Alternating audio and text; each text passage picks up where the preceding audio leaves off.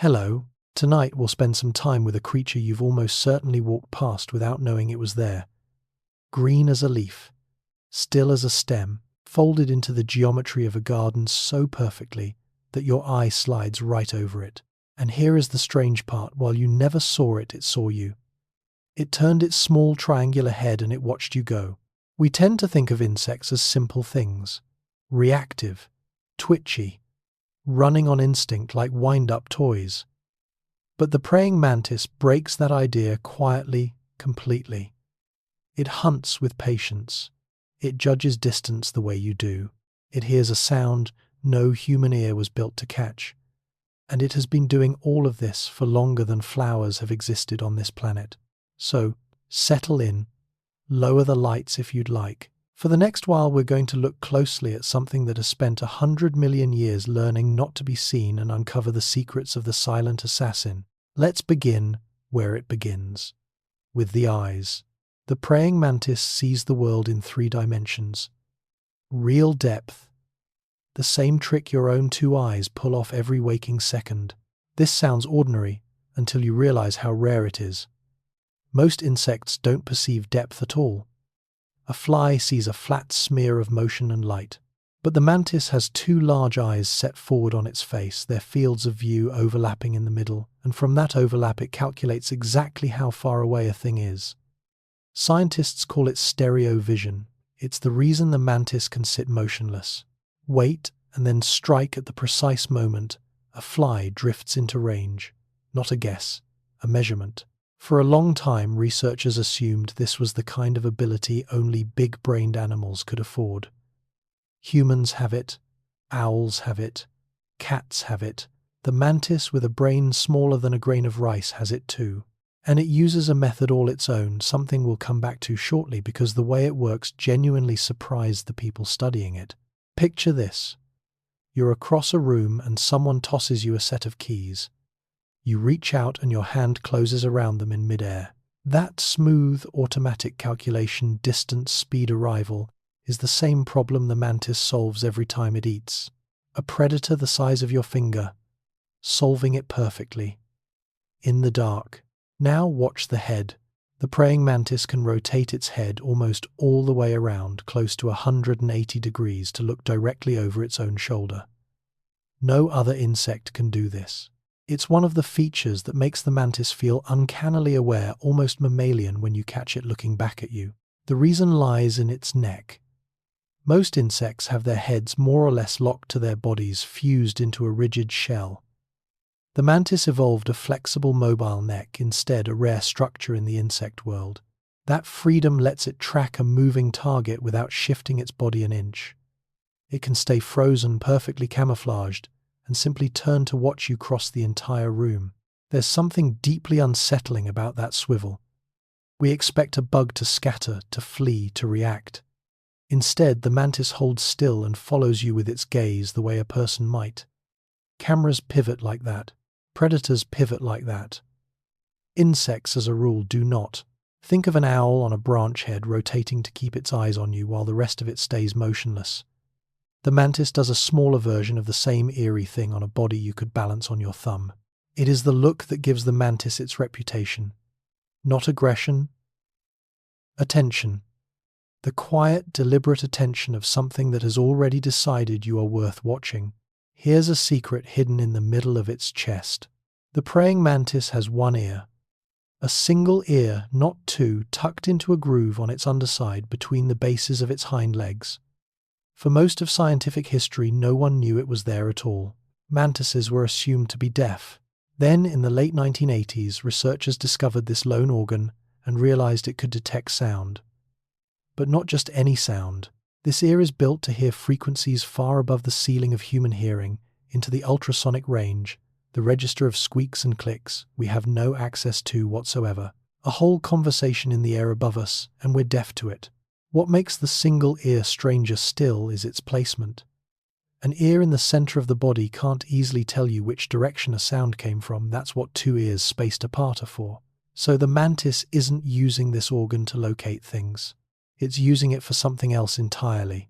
A kind of alarm, a trigger.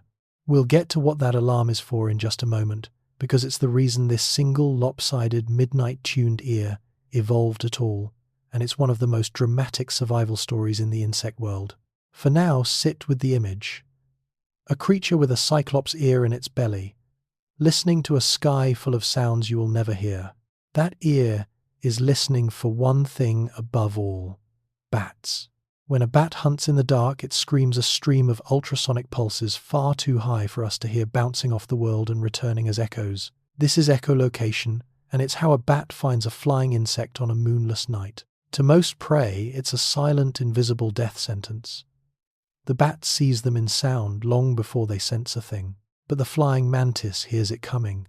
That single ear is tuned almost precisely to the frequency band of hunting bats. When those pulses reach it, the mantis doesn't pause to consider. It reacts in milliseconds, and we'll see exactly what it does next in the following fact, because the maneuver is spectacular. This is why the ear sits in the chest. This is why it doesn't need to know direction. It only needs to know one thing: a bat is here now, and that single bit of information is enough to save its life. Scientists believe this ear evolved as a direct answer to bats. The timing fits. Mantises took to the air, bats took to hunting them, and over millions of years this one strange organ appeared as a countermeasure, an arms race written into anatomy. It's worth pausing on that. Somewhere overhead tonight a bat is calling out in a voice you can't hear, and a mantis is listening back in a register. You'll never know, a private duel playing out in the dark just above your head. Now the strike.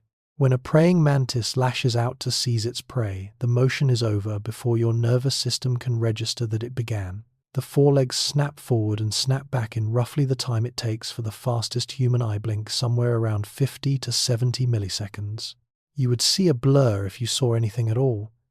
Mostly you just notice that the fly is suddenly gone, and the mantis is now holding it. A blink takes you about a third of a second. The mantis strike is several times faster than that.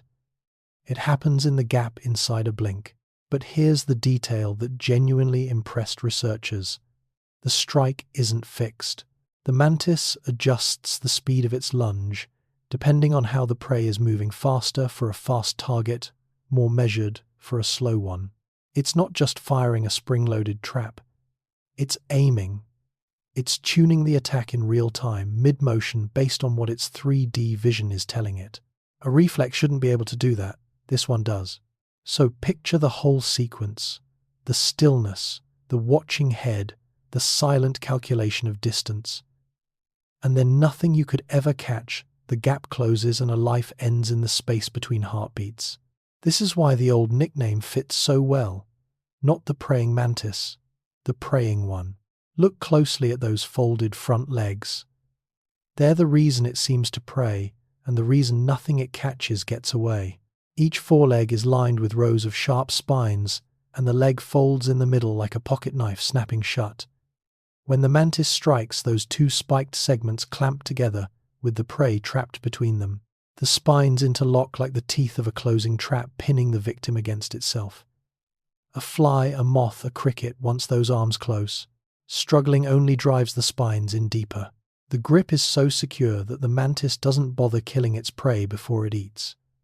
It simply begins, calmly, methodically, holding the still living insect in that spiked embrace and feeding while the meal is fresh. It's not cruelty. The mantis has no concept of cruelty. It's just efficiency, a body shaped entirely around the act of catching and holding. Imagine a bear trap small enough to sit on a leaf, lined not with two jaws but with dozens of needle points, and able to snap shut faster than you can flinch. The folded prayer pose, the one that gave the creature its gentle, almost reverent name, is not devotion at all. It's a loaded spring, a predator holding its weapons, cocked and ready, waiting with infinite patience for something small to wander close enough. Those pious-looking hands were built for one purpose. And it isn't prayer. Stay with that discovery a moment, because it sits at the edge of what we understand. The mantis judges depth differently from every other animal we've studied. You and I and owls and cats all rely on matching up the fine detail in each eye, lining up edges, textures, shapes, and reading distance from how they differ. The mantis ignores almost all of that. It cares only about change. where something shifts or flickers between its two eyes. It builds its sense of how far away that something is. Still, backgrounds barely register. Movement is everything. This is more than a quirk. It's a fundamentally simpler way to solve a problem that normally demands enormous processing power, and no one fully predicted it. The Mantis was quietly running an alternative kind of 3D vision the whole time, one biologist only worked out in the last decade or so. There's a humility in that. We had studied this insect for centuries. We thought the praying mantis was a solved creature, a familiar face in the garden. And then a few small lenses and a bug-sized movie revealed that its eyes work in a way we'd never imagined. It's a good reminder. The thing you've seen 100 times can still be hiding a secret in plain sight. Even something that fits on a leaf. Even something you thought you understood. Watch a hunting mantis for long enough, and you'll catch it doing something oddly thoughtful. Small, deliberate movements of the head, a little tilt, a slight side-to-side sway. These aren't nervous twitches. They're measurements. By shifting its head slightly, the mantis changes the angle from which it views its prey, and from the way the target appears to move against the background, it gathers extra information about exactly how far away that target is. It's an old trick. You do a version of it yourself when you bob your head to judge the distance of something across a room. Engineers call the underlying principle motion parallax. So the mantis isn't just passively staring. It's actively probing the space in front of it, adding its own small motions to sharpen its sense of depth before it commits to a strike. Every tilt is a question. Every sway is the answer coming back. This is what makes a mantis look so unnervingly deliberate. Most insects move in jerks, and starts all reflex and panic. The mantis moves like something taking its time, considering, lining up the shot with the calm of a creature that knows it only needs to be right once. Picture a pool player leaning side to side over the table, sighting the angle before the break. The mantis leans the same way over a fly. Small head, slow tilt, and behind it, a quiet, patient kind of certainty. We talked about the speed of the strike. Now consider what that speed actually costs and how the mantis pays it. The lunge of those spiked forelegs is among the fastest movements in the animal world relative to the creature's size. The leg extends, seizes, and folds back so quickly that, as we said, it disappears inside a single human blink. But producing that kind of explosive motion isn't free. It demands a body engineered for one violent burst, strong muscles, a rigid frame to brace against, and reflexes wired for instant release. What's striking is the return. The mantis doesn't just lash out fast. It pulls the captured prey back to its mouth. In the same blink, the whole grab and retract finished almost before it started. Catch and carry in one seamless flick. There's no fumbling, no second attempt. The trap closes, the meal comes home, and the mantis is feeding before its prey understands anything has happened. This is the other half of why stillness matters so much. A body tuned for one perfect explosive strike can't afford to waste itself on misfires. Every false start drains energy the mantis may not be able to replace. So it waits and spends that terrible speed only when success is nearly certain. Maximum violence. Minimum waste. One flick, one meal.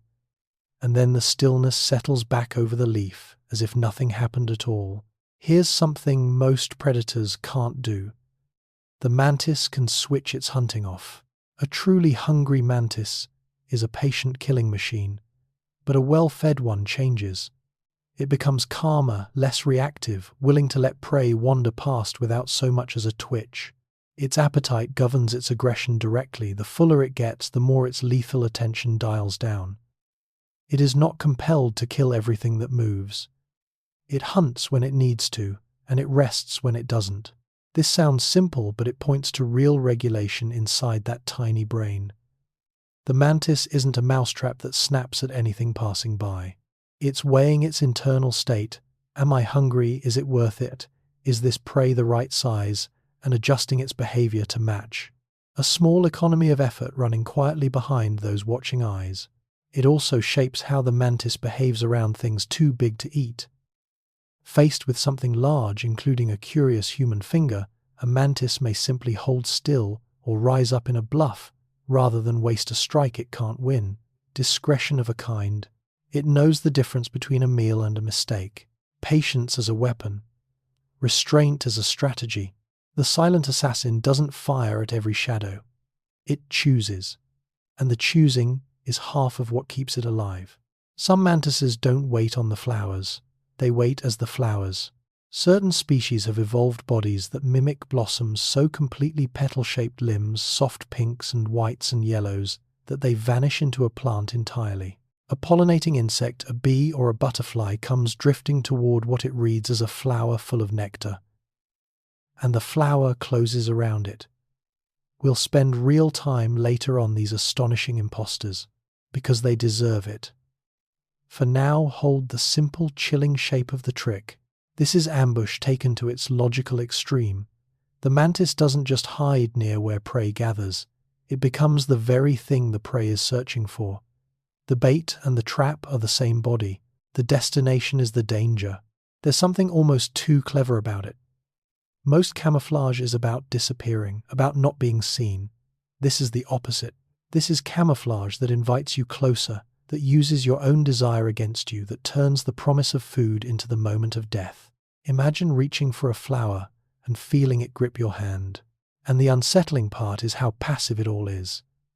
The mantis doesn't pursue. It simply looks like something wonderful and waits for the world to come to it. The most dangerous trap is the one you walk into gladly. So we come to the end of the senses and to the feeling that started all of this. Gather it together. The forward-facing eyes that measure true depth, the head that turns to follow you across a room, the single ear listening to a sky you can't hear, the dark, false pupil that tracks your every move, the patient stillness and the strike hidden inside a blink. Put all of it on a body the size of your finger and you get a very particular, very old sensation. The sense of being assessed, not by something large and obvious, a dog, a stranger, a shape in the dark, but by something tiny, something you'd have walked right past, something that noticed you first and weighed you and decided what you were before you ever knew it was there. This is the quiet power of the mantis. It overturns the order we expect. We assume we are the watchers and the insects are the watched. The mantis simply turns its head, fixes that borrowed gaze on you and reverses it. And maybe that's worth carrying out into your own garden tonight. The understanding that you are rarely as alone or as unobserved as you feel. That on some nearby stem, folded into a shape you'll never spot, something small and ancient may already be looking back, tiny, silent, aware, and entirely unbothered by the fact that you finally noticed. We have to talk about the thing everyone has heard. The female eats the male. It's true. In some praying mantis species, during or after mating, the female will turn on her partner and devour him, sometimes beginning with his head, while the rest of him is still very much occupied. Sexual cannibalism, biologists call it, and it is one of the most notorious facts in the entire animal kingdom. The mantis has built a fearsome reputation on this single dark detail. The image is hard to shake. A courtship that ends not with the two parting ways, but with one becoming the other's meal. It sounds like something invented for a horror story, and yet it happens, observed and filmed and confirmed in gardens and laboratories around the world. But here's where the story gets more interesting than the headline. The reasons behind it, the frequency of it, and what it actually means for the male, none of that is as simple as the myth suggests. In fact, the truth quietly overturns much of what people assume. We'll unpack it across the next few facts. The decapitation, the rarity, the strange evolutionary logic that might make a male's death worth something. For now, just register the raw fact stripped of exaggeration. Sometimes in the world of the mantis, love and lunch are the same event. Now the detail that sounds impossible. Losing his head can make the male a better mate. In some species, when the female bites off the male's head during mating, he doesn't simply stop, he continues. In fact, the mating motions may grow more vigorous. The reason lies in the insect nervous system. Much of a male mantis's reproductive movement is controlled not by his brain but by a cluster of nerves in his abdomen. Remove the head, and you remove a set of inhibiting signals the brain was sending. What's left is free to carry on, uninstructed, to completion. So the gruesome image has a cold biological logic underneath it. The headless male can still transfer his sperm, sometimes more effectively than before. From the harsh arithmetic of evolution, his death isn't necessarily a failure. If he successfully fathers the next generation, his genes carry on regardless of whether he survived the encounter. This is one of those facts that forces you to set human feeling aside. There's no tragedy here in nature's eyes, no betrayal, just a body solving the problem of reproduction by whatever means work, even means that cost the male everything. It's a strange thing to contemplate. A creature whose final act is completed after it has, by any reasonable definition, already died. In the world of the mantis, the brain isn't always in charge, and sometimes it turns out it was never strictly required. Before the myth swallows the truth entirely, a correction. In the wild, this cannibalism is far rarer than its reputation suggests. Most of the dramatic footage you've seen comes from captivity. In a cage or a lab, a female mantis is often stressed, confined, and sometimes underfed, and a hungry, cornered female is far more likely to treat her suitor as a snack. Take away the natural escape routes, and the odds of cannibalism climb. Early observations leaned heavily on exactly these artificial conditions, and the fearsome reputation grew from there. Out in the open, the picture softens. Field studies suggest that in many natural encounters, the male mates and leaves fully intact to mate again another day. Estimates vary widely by species and circumstance, but in plenty of wild matings, the male simply walks away. The female does not always strike. The meal is the exception, not the rule. Scientists still debate just how common sexual cannibalism truly is across different species and conditions. The honest answer is that it depends enormously on hunger habitat and which mantis you're watching. There's no single number that captures it. So, the praying mantis has, in a sense, been a little slandered. We took the worst-case scenario, filmed under the worst conditions, and made it the creature's entire identity. The reality is gentler and more ordinary. Most of the time, the dance ends, and both partners live to see another night. When a female mantis lays her eggs, she doesn't simply drop them. She builds them a fortress out of foam. From the tip of her abdomen, she releases a frothy, whipped-up substance and works it into a structured mass around her eggs. Within hours, that foam hardens, drying into a tough, papery, weatherproof shell called an ootheca. Inside, the eggs sit in neat chambers sealed away from the worst the world can throw at them. It is one of the most ingenious bits of construction in the insect world, and the mother makes it with her own body in a single sitting. The hardened case is remarkable stuff. It insulates the eggs against cold. It shields them from rain and drying heat. It resists many would-be predators and parasites. A mother mantis who will likely never meet her offspring leaves them this one parting gift, a hardened cradle built to carry them through the season she won't survive. Think of it like spray foam insulation, the kind builders pump into the walls of a house, soft and frothy, going in rigid and protective once it sets. The mantis does the same thing in miniature with nothing but a fluid she produces herself. There's a tenderness in it if you look. A creature with no future of its own, spending its last energy sealing the next generation, safely inside a wall of hardened breath. She'll never see them hatch. But she built them a house that will. Open the arithmetic of that foam case and the numbers turn startling. A single ootheca can hold hundreds of eggs. Depending on the species, one egg case may shelter anywhere from a few dozen to 300 or more developing mantises, all packed into their separate chambers, all waiting out the cold together. From one mother in one structure no bigger than a thumb, an entire crowd of future hunters. When spring warmth finally arrives, they can emerge nearly all at once, a sudden swarm of miniature mantises spilling out into the world in a matter of minutes. That's the strategy. The mantis doesn't raise its young or guard them. It plays a numbers game, instead produce many, protect them in the case, and trust that even with heavy losses a few will survive to carry the line forward. Because the losses will be heavy, we'll come to that shortly. Picture a single egg-sized capsule holding as many lives as there are people on a crowded city bus, all about to step off at the same stop at the same instant. It's a humbling ratio. Hundreds set out. Only a small handful will reach adulthood, find a mate, and build a foam fortress of their own. The mother bet on numbers. Nature usually does, and from that one hardened scrap of foam, the whole improbable cycle begins again. Here's a fact that sounds like a contradiction. Some female mantises can produce young with no male at all. It's called parthenogenesis, reproduction without fertilization. In certain mantis species, and under certain conditions, a female can lay viable eggs that develop into healthy offspring entirely on her own. No mating, no partner, no risk of becoming a meal or being eaten. A complete generation arising from a single unaccompanied female. Virgin birth in the most literal biological sense.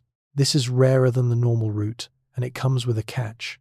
The offspring are typically all female, and they carry little genetic variety since they spring almost entirely from one parent. That lack of variety can be a long-term weakness. A population with little genetic diversity struggles to adapt when conditions change. So, parthenogenesis tends to be a fallback, a way to keep the line alive when no mate can be found, rather than the everyday strategy. But as a survival tool, it's extraordinary. Imagine being able to repopulate after a disaster, after a season, when the males simply weren't there, using nothing but yourself.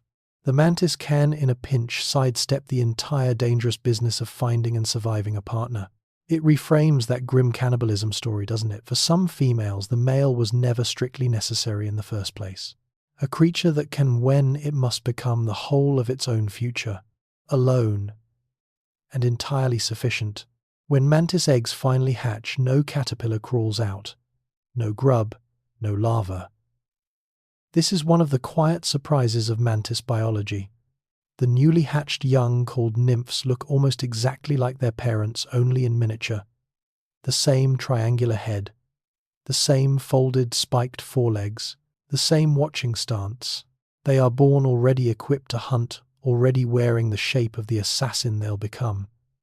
From the first moment, a mantis is recognizably a mantis. This sets them apart from butterflies, beetles, and flies, whose young look nothing like the adults and must pass through a dramatic transformation to get there. The mantis skips all that. It arrives in the world as a working model of itself, just small, and spends its life simply getting bigger and more capable. Picture a hatchling no larger than a mosquito raising its thread-like forelegs into the same prayer pose, its mother held ready to ambush prey smaller than a grain of rice.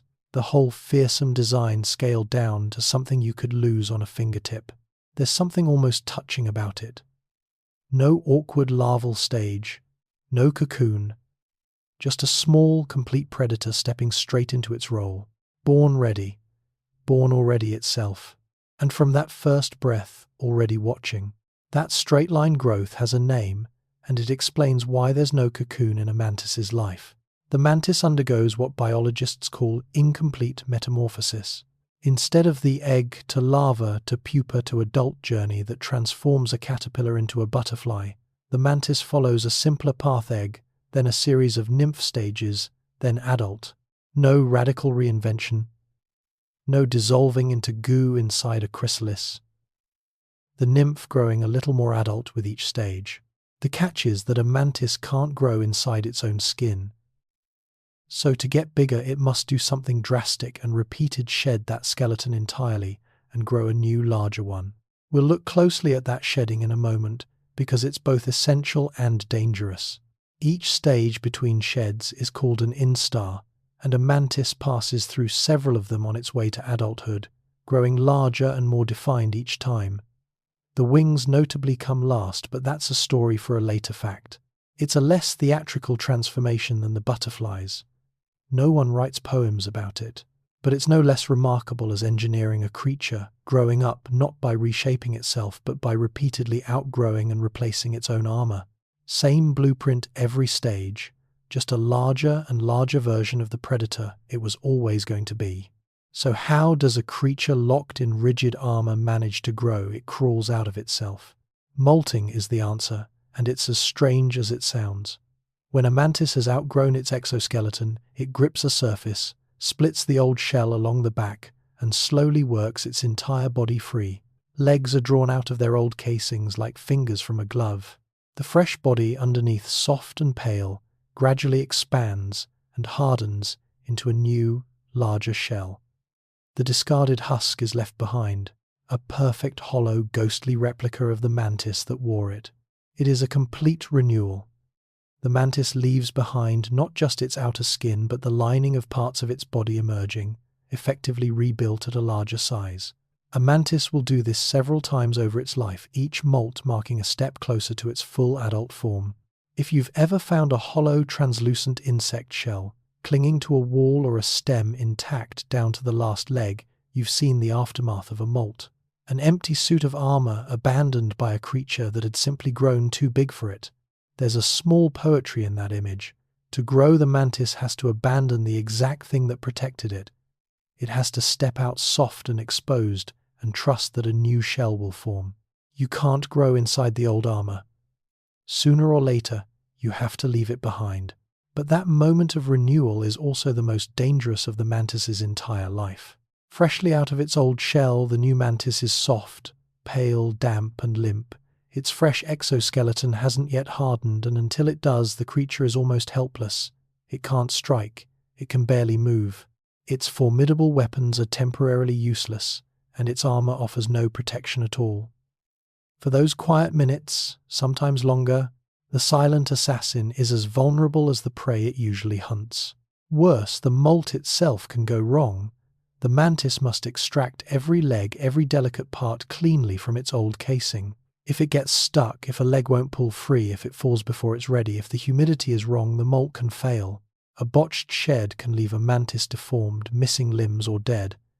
It is a genuinely perilous passage, repeated every time the creature needs to grow. This is the hidden price of that armor-based body. It's a vulnerability we might recognize. Every real moment of growth tends to come with exposure, a stretch of softness before the new strength sets in. The mantis simply lives that truth in the open, soft, still, and unguarded, waiting for its new shell to harden and hoping nothing finds it first. For all its ancient lineage, the individual praying mantis lives a remarkably brief life. Most see only a single year, often less. In temperate climates, the rhythm is tightly bound to the seasons. The eggs overwinter in their foam case. The nymphs hatch in spring. Through summer, they grow molt and hunt, reaching adulthood and mating in late summer or autumn. And then as the cold arrives, the adults die, having lived in total only a handful of months in their final form. The next generation waits sealed in the Ithaca for a spring its parents will never see. So the mantis you spot in a late summer garden, full-grown and formidable, is already near the end of its story. Its whole existence is compressed into one turning of the year, a single bright arc from hatch to frost. It puts the creature's intensity in perspective. Every bit of hunting skill, every patient ambush, every dangerous molt, all of it crammed into a few short months. There's no slow maturity, no long retirement. The mantis lives fast, hunts hard, reproduces, and is gone. It's a sobering thought to carry into your own garden.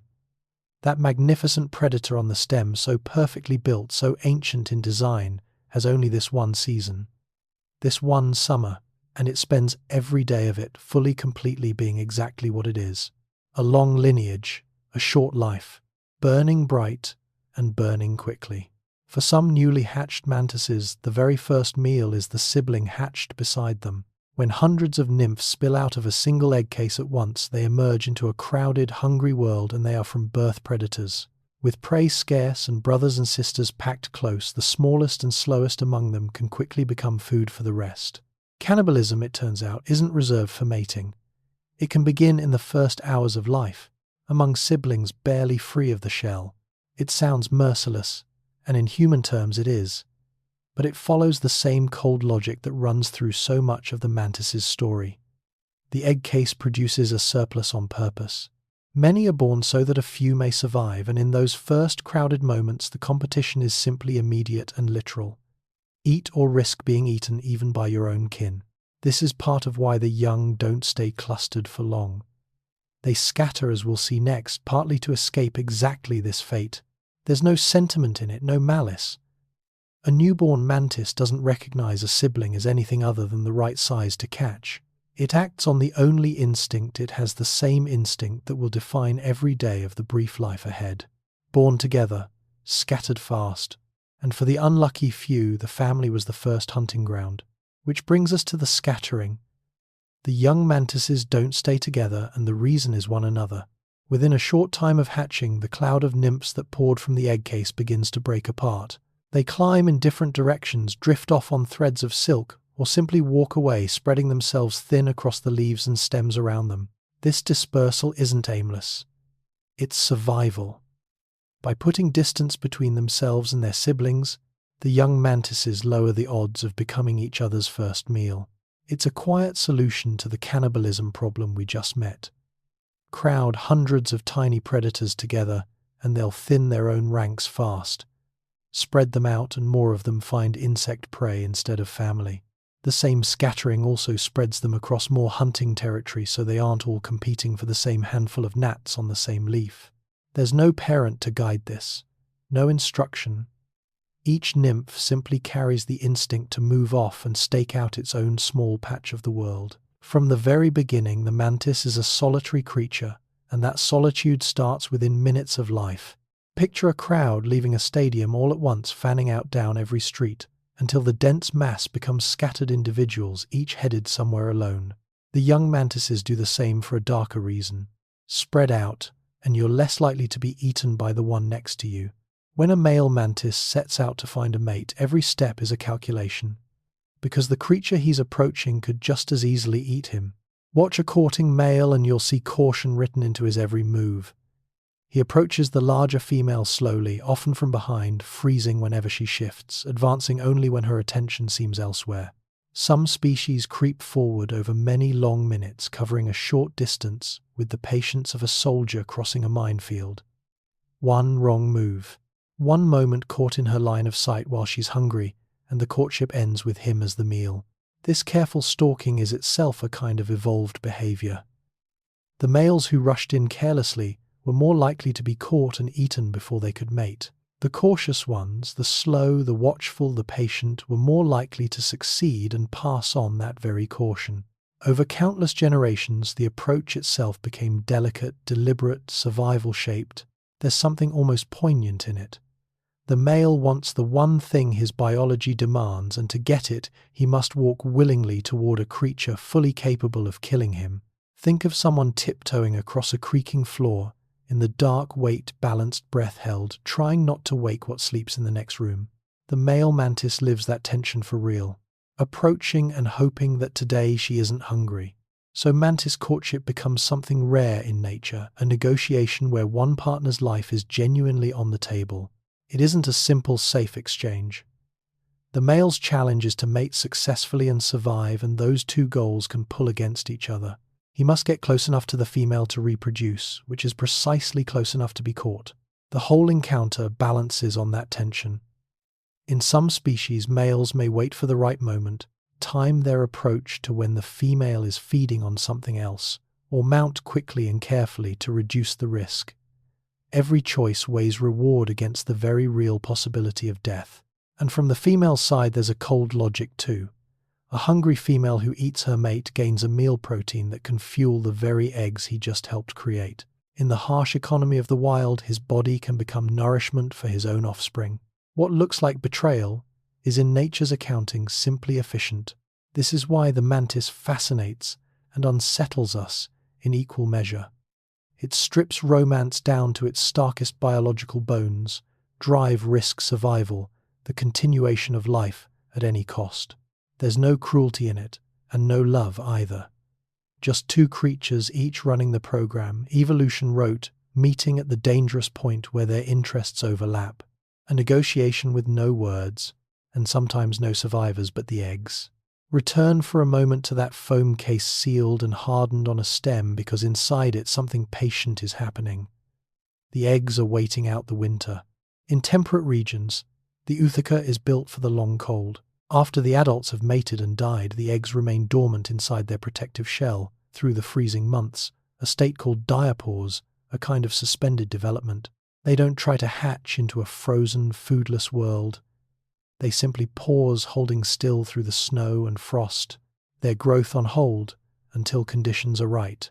What triggers their return is the warmth of spring, As temperatures rise and the danger of frost passes, the eggs resume developing and the nymphs finally emerge into a world waking up around them, a world filling conveniently with the small insects they'll need to eat.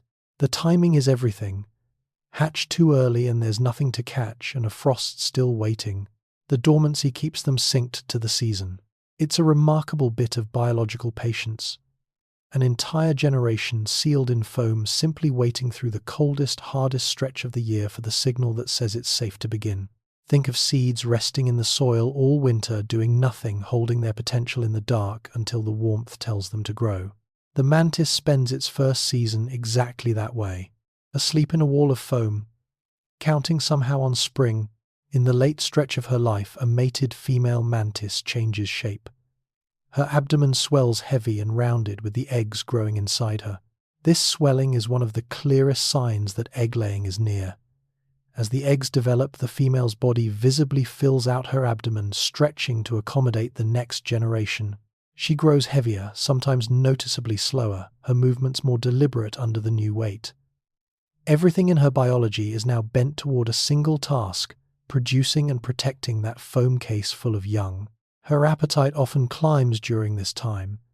She needs fuel, lots of it, to manufacture all those eggs and the frothy material she'll wrap around them.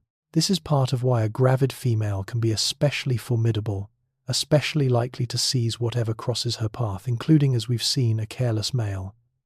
Her hunger isn't random. It's directed, purposeful, feeding the lives taking form inside her. There's a stark beauty in this final chapter. A creature spending the last of itself entirely on what comes next, eating, building, swelling with a future it won't be part of. Picture the heaviness of those last days before any birth, the body slowed and full and turned wholly toward the arrival ahead. The mantis carries that same weight in her own brief and singular way, filling with the next generation, preparing with her last strength to seal it safely away. Here's a fact that quietly governs the whole life cycle. Temperature decides how fast a mantis grows. A mantis is cold-blooded. Its body runs at the temperature of the world around it, with no internal furnace to keep it steady. So warmth becomes the throttle on its entire development. In hot conditions, the nymphs grow faster, molt sooner, and reach adulthood more quickly. In cooler weather, everything slows growth, molting the whole march toward maturity, stretched out and delayed. The mantis doesn't set its own pace. The climate sets it. This dependence shapes everything.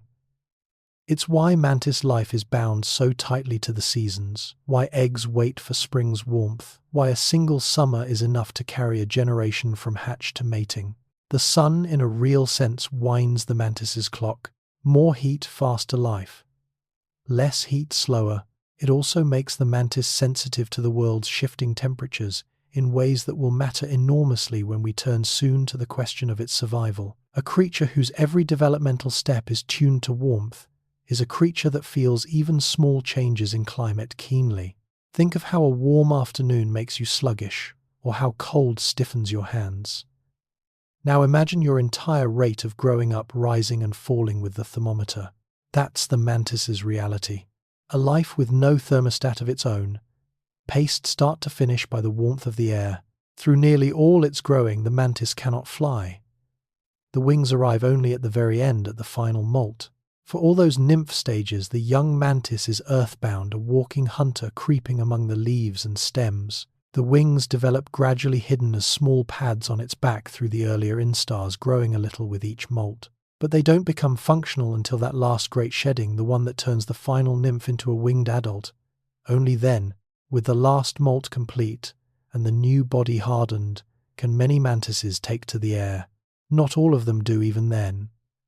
In some species, the females have reduced wings or wings too small to lift their egg-heavy bodies, and remain essentially grounded for life while the lighter males fly. Flight, where it exists, often comes late and serves the urgent, late-life business of finding a mate across a wide landscape. There's a fitting symmetry in this. The wings, the freedom of the air, are the last gift of maturity, earned only after surviving every dangerous molt that came before. The mantis spends its whole youth on foot and claims the sky only at the finish. Imagine waiting your entire childhood for the one thing that lets you leave the ground and receiving it only as you step into your final season. The mantis earns its wings last, and uses them often for one last great purpose. So the strange cycle closes, and it leaves us with a single impression. The mantis lives a life that is short, but lived at full intensity. Gather the whole arc together, the hundreds of eggs sealed in foam, the dangerous hatching among hungry siblings, the scattering, the perilous molts, each one a soft and exposed gamble, the careful life or death courtship, the swelling female spending her last strength building the next foam fortress. And then with the cold, the quiet end, the whole story compressed into the turning of a single year. There is no waste in it and no leisure. Every stage carries real risk and every survivor has run a gauntlet to get there. The mantis doesn't ease into existence or coast through it. From the first hatch to the final frost, it is fully, relentlessly engaged in the work of staying alive and making more life. And maybe that's the quiet gift the mantis offers us as we leave its life cycle behind. A reminder that intensity and brevity aren't opposites, that a short span lived completely lacks nothing. The mantis gets one summer, one arc from foam to frost. It does not waste a single day of it. And when the cold finally comes, it leaves behind the only thing it ever needed to a hardened case sealed on a stem, holding the whole improbable story waiting to begin again. We've spent a long time on the mantis as a hunter. Now turn the lens around, because the perfect predator hides a surprising truth. It is entirely dependent on the world around it. For all its weapons, the mantis controls almost nothing about its own survival. It cannot make its prey appear. It cannot grow its own hiding places. It can only sit in the small patch of habitat it was born into and hunt whatever that patch provides. Remove the tall grass, the shrubs, the tangle of stems where it ambushes and hides, and the mantis has nowhere to be. A predator at the top of its tiny food chain and yet held up entirely by everything beneath it. This is the quiet paradox of specialization.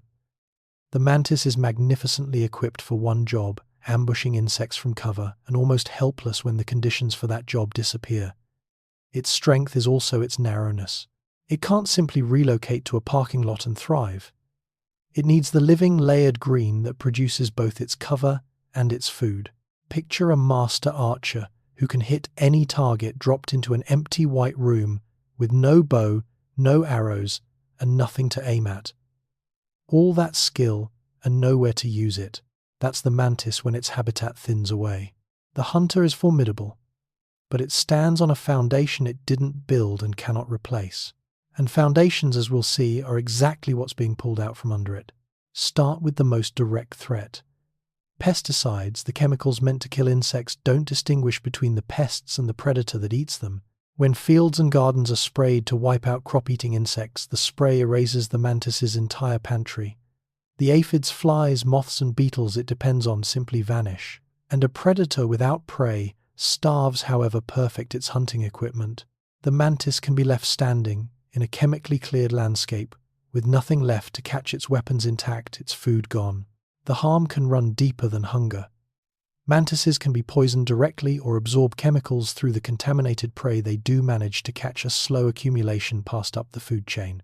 The very position that makes the mantis a top insect predator eating many smaller creatures can concentrate whatever those creatures carried. There's a bitter irony here that's worth sitting with. The mantis is in many ways a natural pesticide, a living control on the insects we'd rather not have. We'll come back to that role soon. And yet our chemical version of the same job often destroys the living one in the process.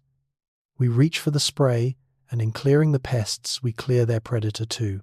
The hunter that could have helped us removed by the very effort to do its work for it. A perfect tool, erased alongside the problem it was built to solve. Here's the truth that punctures the mantis's fearsome image. The predator is also the prey. For all its skill at hunting, the mantis sits squarely in the middle of the food web, not the top.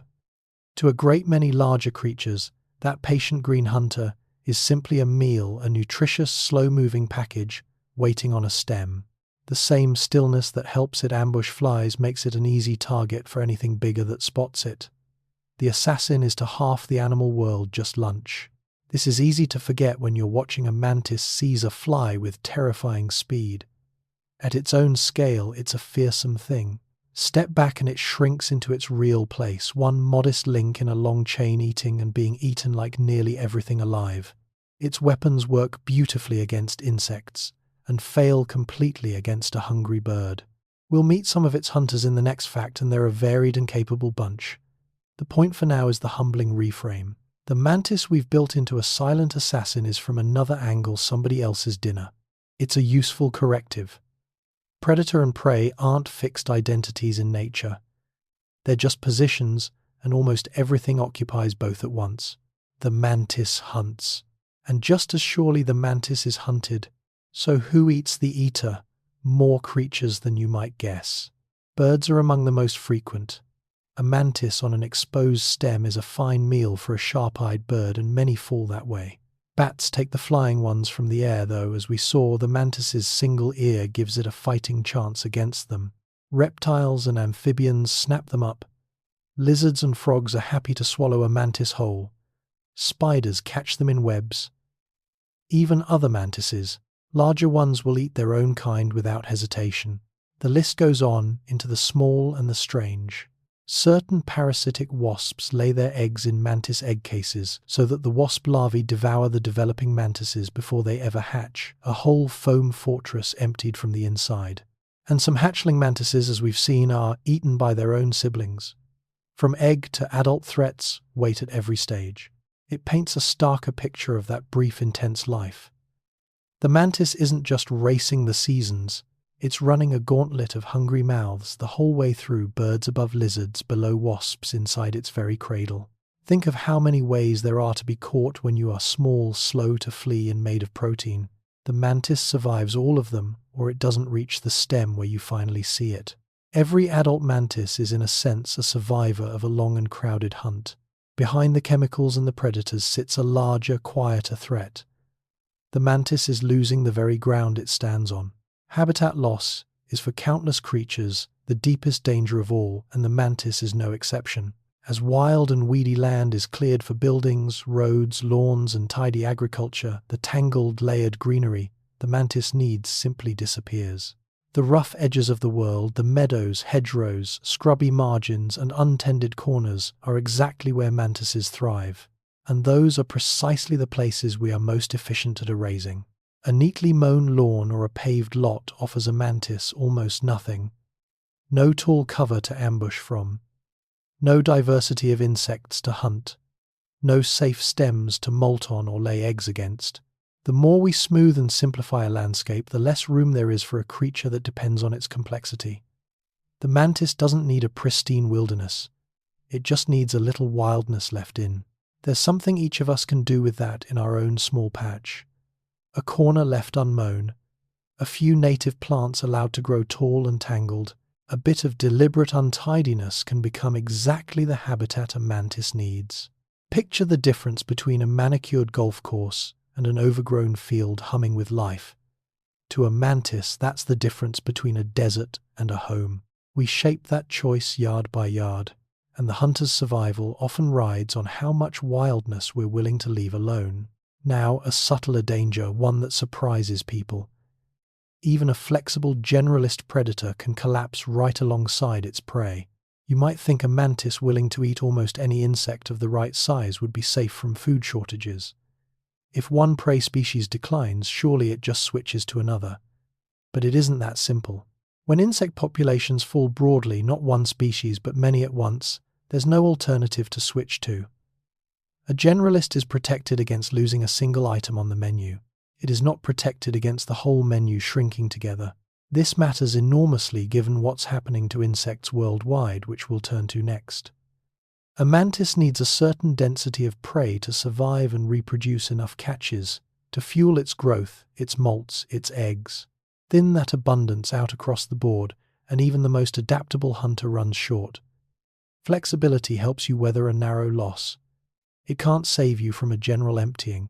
It's a counterintuitive vulnerability. We tend to assume that being adaptable means being safe. But adaptability has limits, and a broad collapse outruns them. Think of a shopper who can buy from any store in town, perfectly flexible, and then every store all at once runs low on food. The freedom to choose means nothing when every shelf is bare. The mantis faces exactly that risk. A versatile hunter is still only as fed as the world is full. This brings us to one of the most debated questions in modern biology. Are the world's insects truly disappearing? Over the past decade or so, a series of studies has suggested that insect populations in various places are declining, sometimes sharply. Some research has pointed to steep drops in insect mass over a span of years. The findings stirred real alarm, and the phrase insect apocalypse began to circulate. If even a fraction of it holds broadly, the implications reach far beyond the mantis, all the way up through the birds, bats, and ecosystems that depend on insects. But scientists still debate the picture intensely, and honesty demands we say so. The data are patchy, drawn from scattered places and uneven methods, and not every study agrees. Some regions show clear declines. Others show stability or even increases for certain groups. Measuring insects accurately across enough of the world and enough years is genuinely hard. The trend may be real and serious, many researchers believe it is, but its full scale and its causes are still being worked out. So we hold this one carefully, not as settled doom and not as false alarm, as an open, urgent question that the science is still actively wrestling with. What's clear is that the mantis as a predator riding on insect abundance is exactly the kind of creature such a decline would reach. The debate continues, and the small hunter waits downstream for the answer. There's a phrase people use for this decline drawn not from a laboratory but from a windshield. They call it the windshield effect. If you're old enough, you may remember it.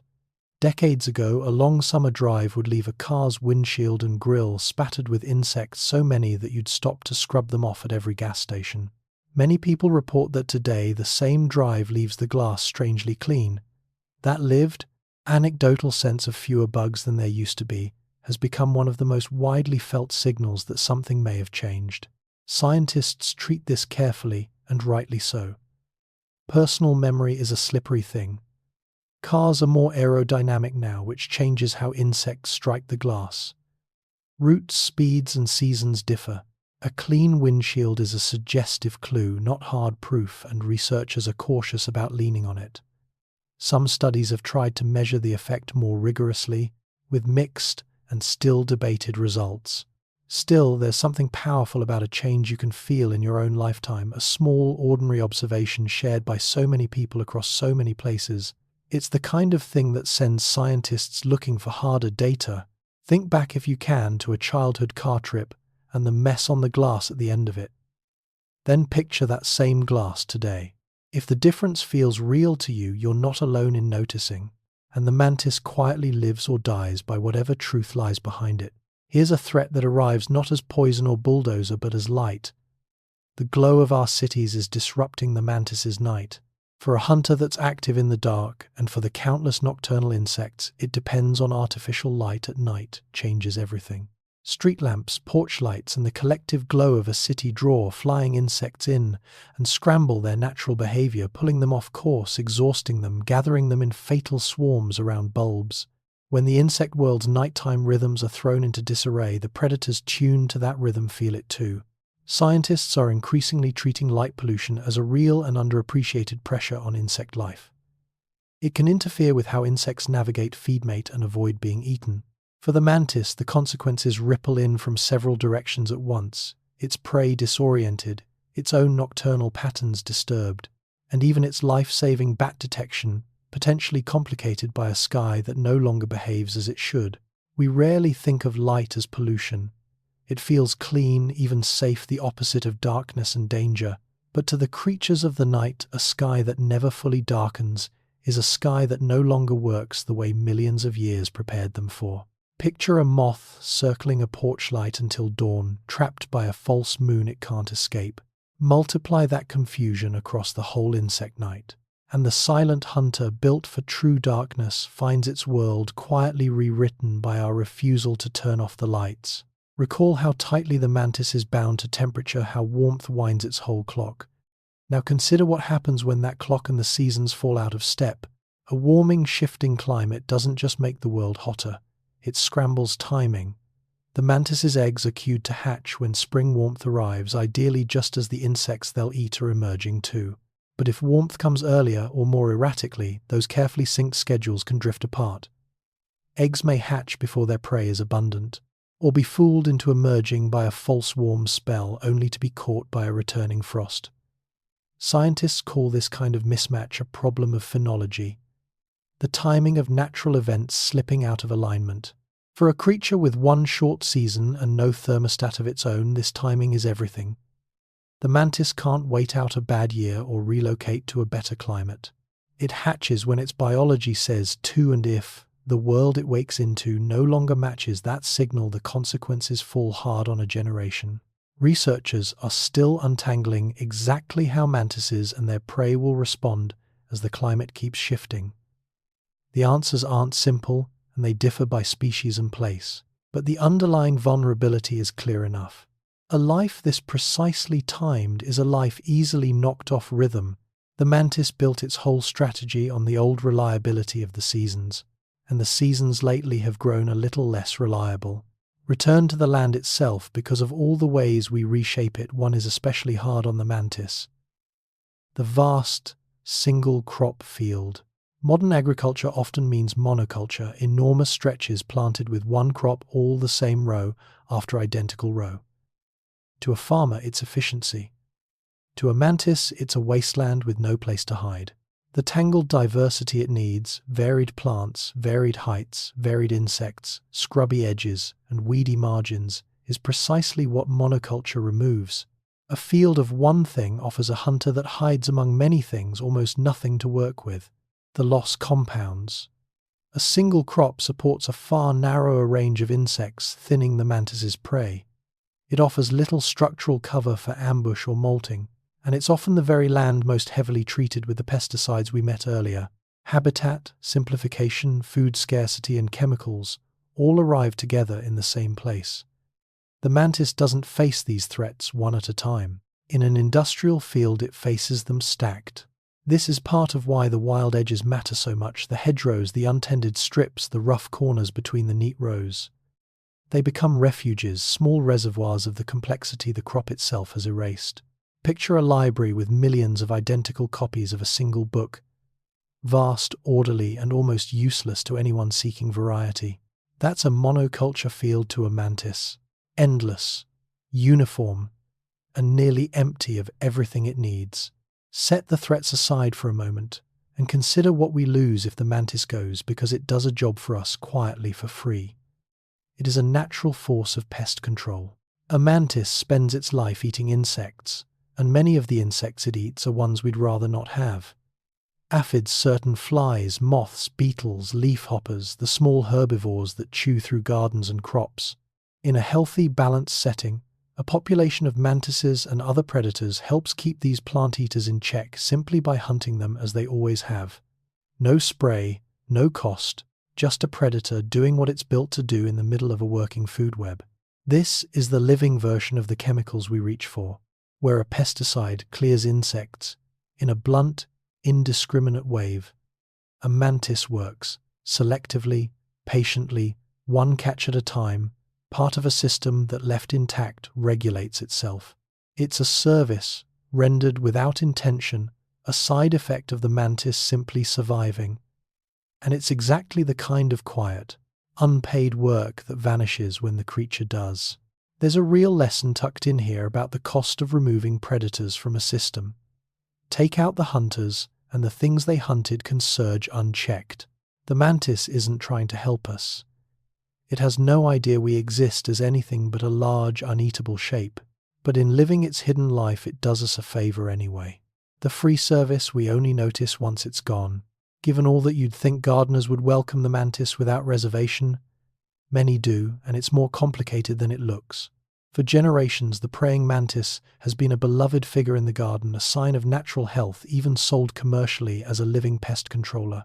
Gardeners buy egg cases, set them out among the plants, and wait for an army of tiny hunters to hatch and patrol the leaves.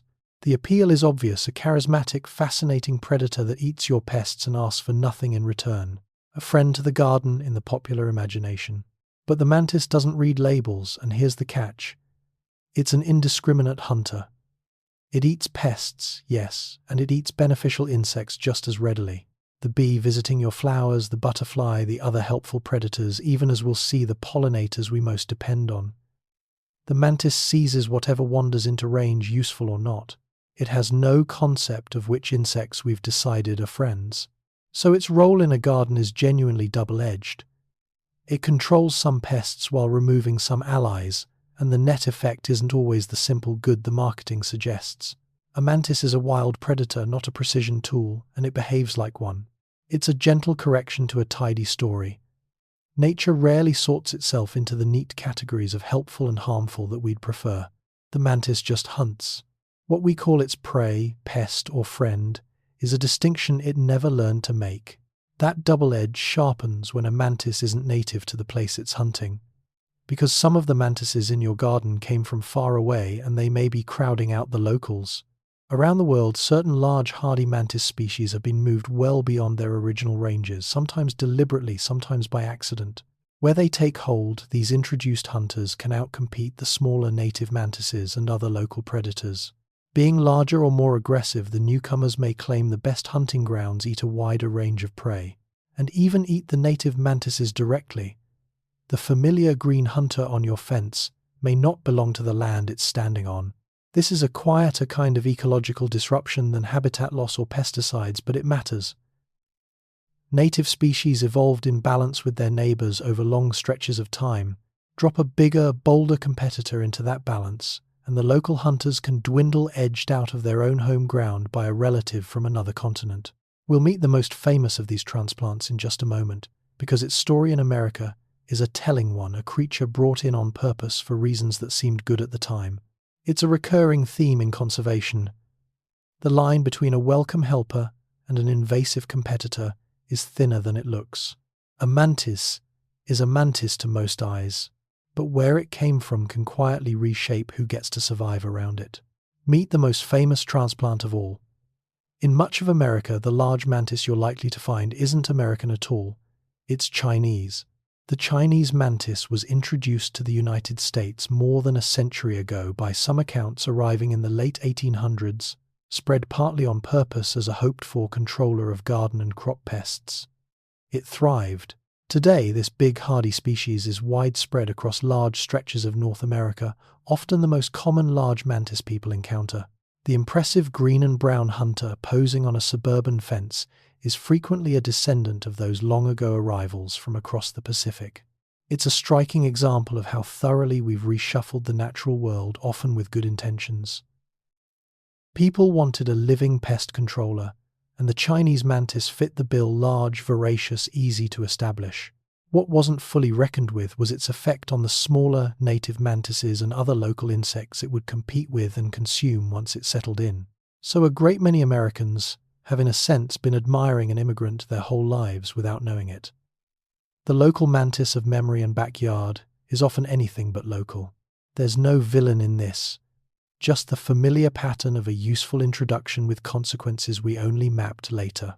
The mantis on your tomato plant looks like it has always belonged there.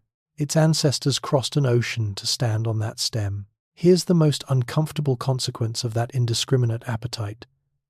Sometimes the mantis eats the very creatures we can least afford to lose. The pollinators. A mantis waiting on a flower is waiting where pollinators come, and it does not spare them.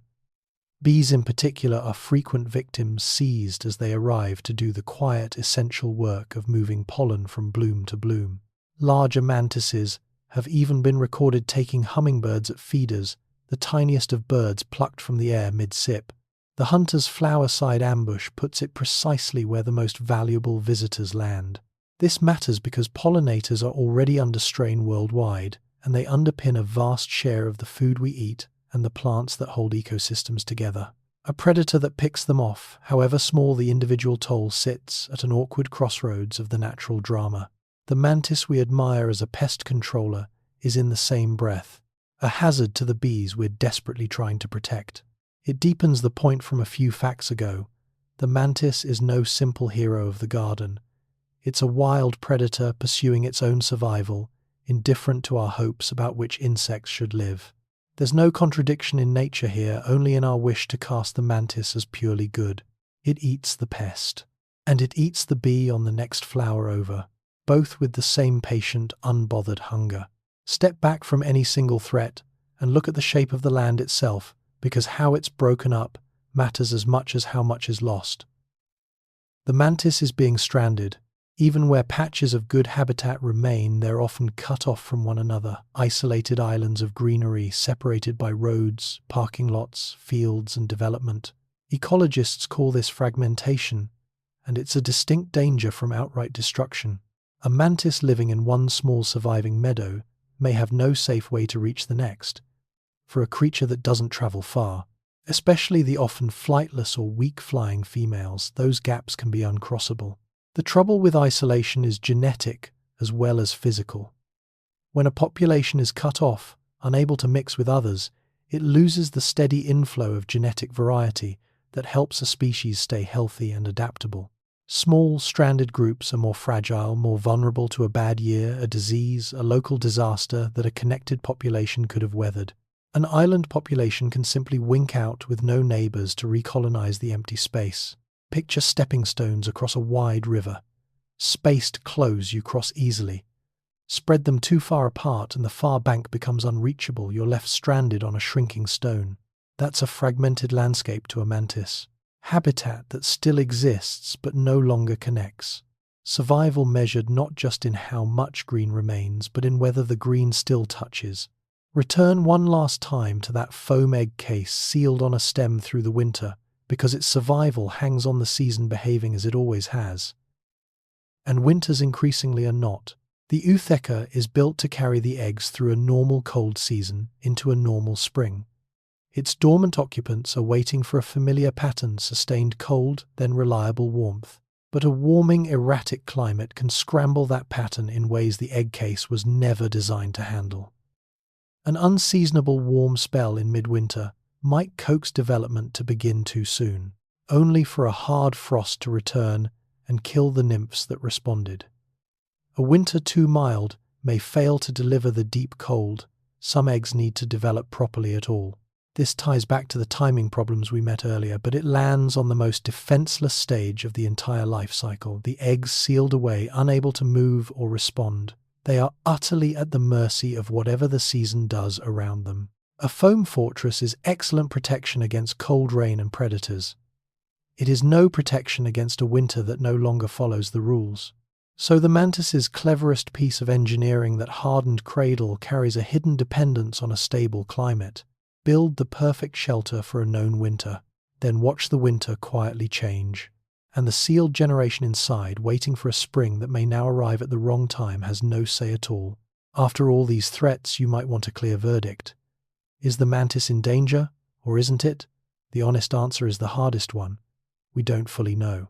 Compared to charismatic large animals, insects are dramatically understudied. There is no careful global census of mantis populations, no reliable long-term count telling us whether their numbers are holding steady or quietly falling. Most mantis species have never been assessed for their conservation status at all. We're left with scattered observations, the broader and still debated signals of insect decline, and a great deal of genuine uncertainty about how the world's mantises are actually faring. This is itself part of the story. So much of what threatens the mantis, pesticides, habitat loss, fragmentation, climate, light competition, is real and documented in general terms. But the specific tally for mantises, the answer to how many are left and which way is the trend, largely sits in the dark. Scientists simply haven't counted, because the resources and attention have gone elsewhere.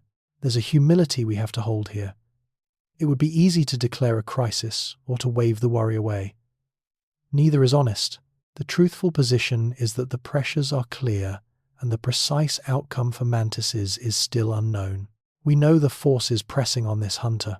We do not yet know how much it's bending under them. And that uncertainty perhaps is its own quiet kind of alarm.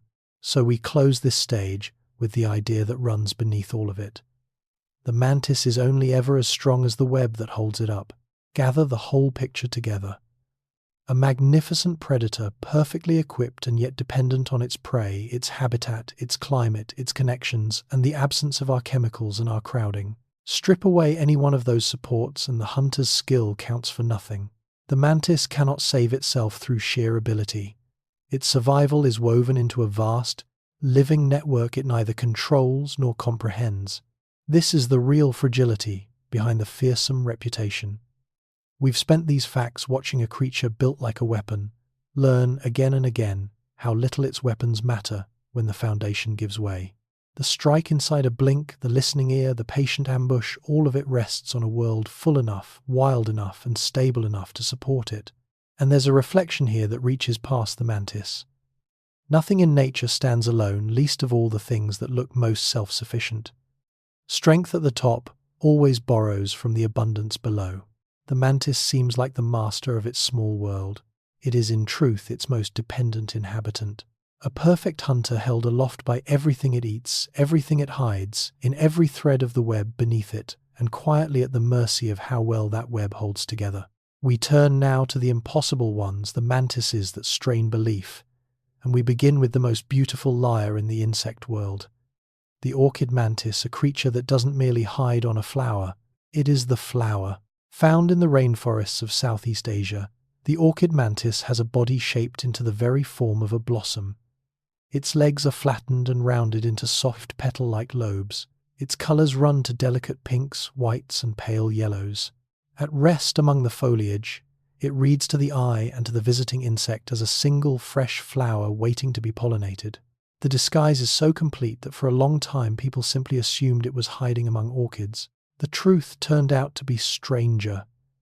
The orchid mantis isn't camouflaging against a particular flower at all. It's presenting a general impression of flower, a lure built from its own body convincing enough to draw pollinators in toward what they think is nectar. The bait and the predator are one and the same. It's the kind of thing that sounds invented like a creature from a fable rather than a real animal you could hold on a fingertip. Picture a single pale orchid bloom, lovely and ordinary on a green stem until it slowly turns its head. That's the orchid mantis. Beauty and ambush folded into the same exquisite shape. Here's the detail that pushed scientists from admiration into genuine astonishment. The orchid mantis may attract insects better than a real flower does. For a long time, the assumption was simple. The mantis mimics a flower, so pollinators mistake it for one and wander close. But careful study revealed something more remarkable. In experiments, the orchid mantis drew in pollinating insects at least as effectively as actual blooms nearby, and in some cases appeared to be more attractive to them than the real thing. The fake flower outperformed the genuine article it was supposedly imitating. How the leading idea is that the mantis isn't copying any single flower at all. Instead, it may present a kind of idealized, exaggerated flower signal colors and forms that tap directly into what pollinators find irresistible, perhaps more purely than a real imperfect blossom does. Scientists describe it as a rare, striking case of a predator that lures prey by being more appealing than the thing it mimics. Researchers are still exploring exactly how and why it works so well. Sit with how unsettling that is. The trap isn't just a convincing copy. It may be an improvement, a flower more flower-like than flowers built by evolution for the sole purpose of being approached and then seized. The bee doesn't settle for second best. It chooses the most beautiful bloom in sight. And the most beautiful bloom is the one that eats it. If the orchid mantis hides by being lovely, the next master hides by being garbage. Meet the deadleaf mantis, a creature indistinguishable from the litter on the forest floor. Where the orchid mantis advertises, the deadleaf mantis disappears. Its body mimics a withered fallen leaf down to the smallest detail, the dry brown coloring, the ragged and irregular edges, even raised veins, and the curl and blemish of decay. Tucked among the dead leaves that carpet a tropical forest floor, it becomes truly invisible, just one more scrap of brown debris among thousands. A predator could walk right over it. So could its prey. This is camouflage of a wholly different philosophy. The orchid mantis wants to be the most noticed thing in sight. The deadleaf mantis wants to be the least to vanish into the background so completely that no eye lingers on it. Both end at the same place, a hunter unseen until the strike. Two opposite disguises, one identical purpose. The realism is what astonishes. This isn't a vaguely leaf-like shape. It's a forgery so exact that you could hold a handful of dead leaves and not know one of them was watching you. Picture raking a pile of autumn leaves and one of them slowly raising a pair of spiked arms. That's the dead leaf mantis. Not beautiful, not bright, just perfectly, utterly gone until it isn't. Some mantises don't vanish or seduce. They threaten, and the devil's flower mantis puts on the most theatrical threat display of them all. One of the largest mantises in the world, the devil's flower mantis spends much of its time in convincing disguise, its body resembling a flower among the foliage. But when it's alarmed, when a predator presses too close, it transforms. It rears up, throws its forelegs and wings wide, and reveals a sudden, startling burst of color. Vivid reds, whites, blues, and blacks flashing out from beneath its disguise. In an instant, the hidden flower becomes a looming, vivid monster far larger and more alarming than it seemed a heartbeat before. The point is pure intimidation. The display aims to startle a would-be attacker, to make the mantis appear too big, too strange, too dangerous to be worth the trouble. A moment of manufactured menace, bought with color and posture, often enough to send a predator looking elsewhere. We'll meet the formal name for this kind of fright show in just a moment, because the mantises have refined it into an art. It's bluff as survival, a small creature making itself for one crucial instant look like something no sensible hunter would touch. Picture something the size of your hand suddenly unfurling into a spread of alarm-colored wings and raised arms doubling in apparent size before your eyes. That's the devil's flower mantis dropping its disguise. Beautiful in hiding, terrifying on purpose. For sheer eerie grace, few rival the ghost mantis, a small, ragged creature that sways like a dry leaf caught in the wind. The ghost mantis is built to resemble a withered, twisted leaf or a flake of bark, its body bearing strange, flattened crests and irregular projections that break up its outline into something that hardly reads as an animal at all. Brown and gnarled, it looks more like dead plant matter than a living hunter. But its most haunting trick is in how it moves. Rather than walking in a clean, animal line, the ghost mantis often rocks and sways gently as it goes, mimicking the way a dead leaf trembles and shifts in a breeze. That swaying motion is camouflage in action, not just in appearance. A still object that suddenly moves draws the eye. A thing that drifts and quivers like wind-blown debris does not. By matching the restless little movements of the dead foliage around it, the ghost mantis stays invisible even while crossing open ground. Its disguise isn't a single frozen pose, it's a performance, sustained step by swaying step. The name fits it perfectly. There's something spectral in a creature that looks like a dead leaf and moves like one, too neither fully object nor obviously alive. Picture a single brown leaf skittering across the forest floor in a wind you cannot feel. That's the ghost mantis walking, halfway between debris and predator and convincing as both. Pause on a number that puts all this variety in perspective. There are more than 2,400 known species of praying mantis in the world. That's the scale of it. The orchid, the dead leaf, the devil's flower, the ghost, these are just a handful of standouts from a sprawling family of over 2,400 described species spread across nearly every warm region of the planet.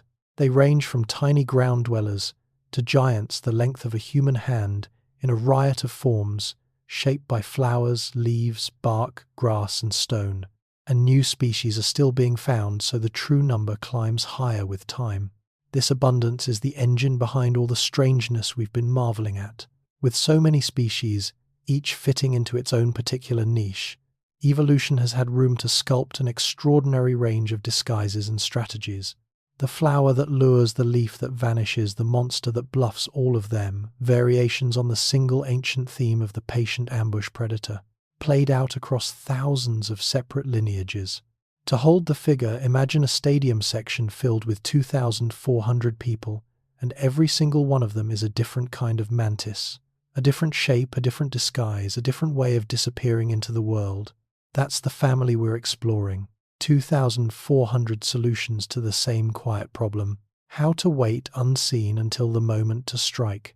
Some mantises carry hidden eyes, not real ones, but startling false eyes they unveil only when threatened.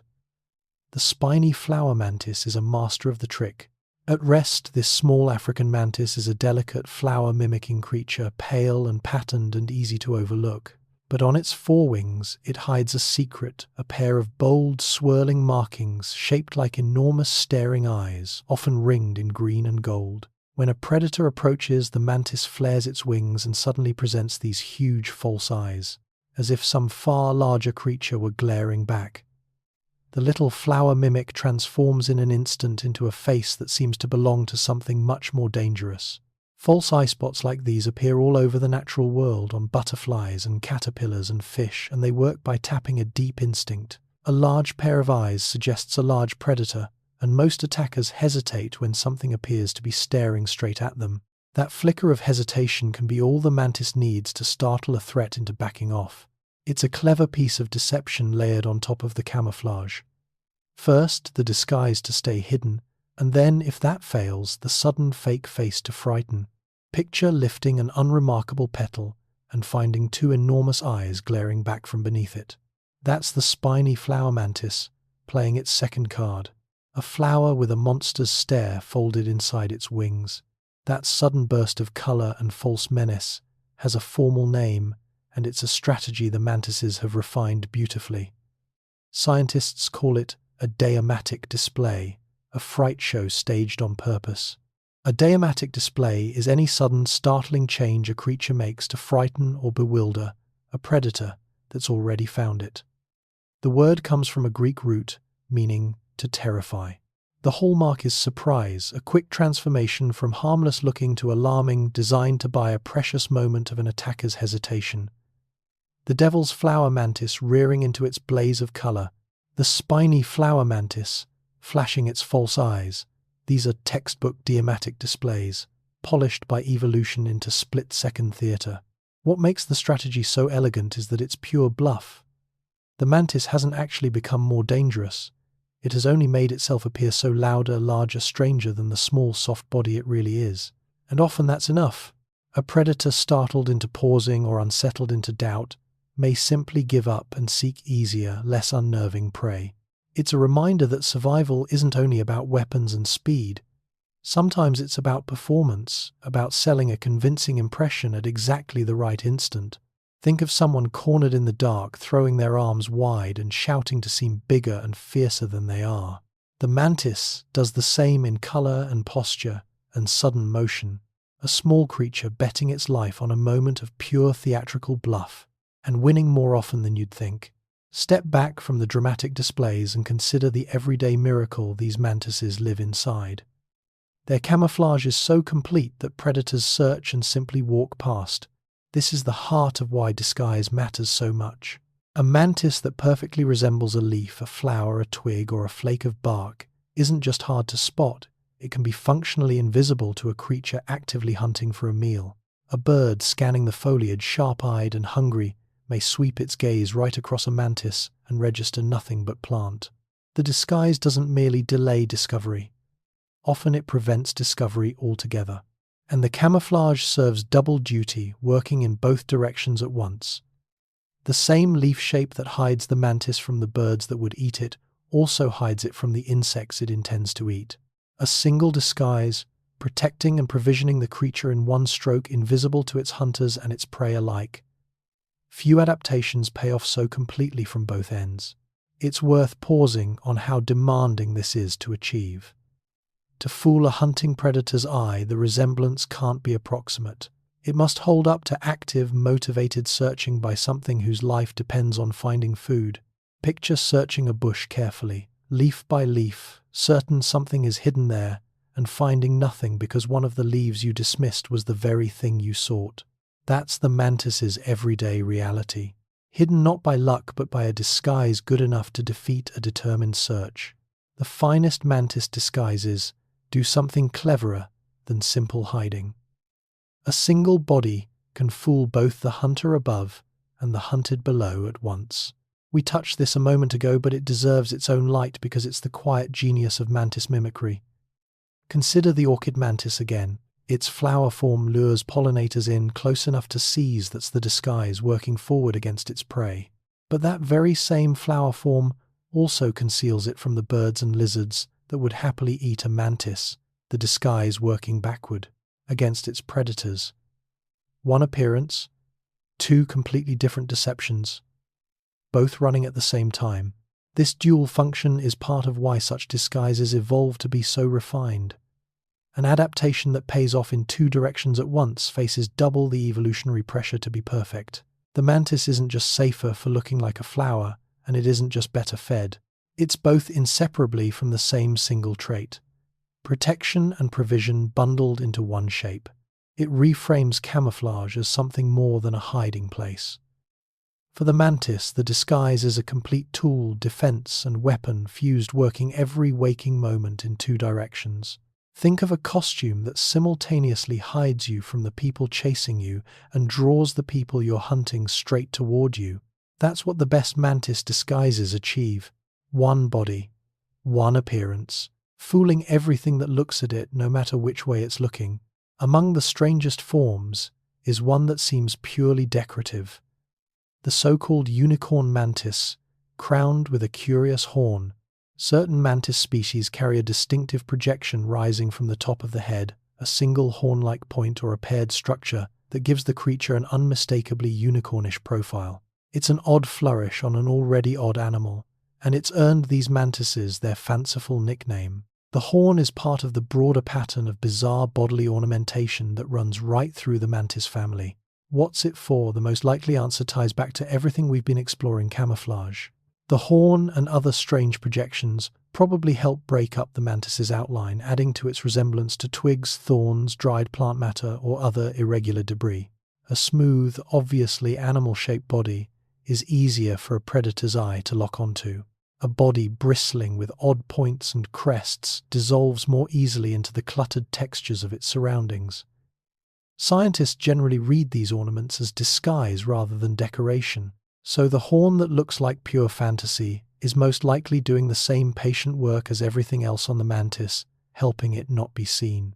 Picture a tiny green creature with a single delicate horn rising from its brow, looking like something that wandered out of a storybook. That's the unicorn mantis. A touch of myth on the face of a real and ancient hunter, and even the horn in the end is just another way to disappear. Not every mantis hides in flowers or leaves. Some press themselves flat against tree bark and become the trunk itself. Meet the bark mantises. These species have evolved to specialize in life on the surfaces of trees, and their bodies show it. They're typically flattened, mottled, and patterned in the greys, browns, and greens of bark, lichen, and weathered wood.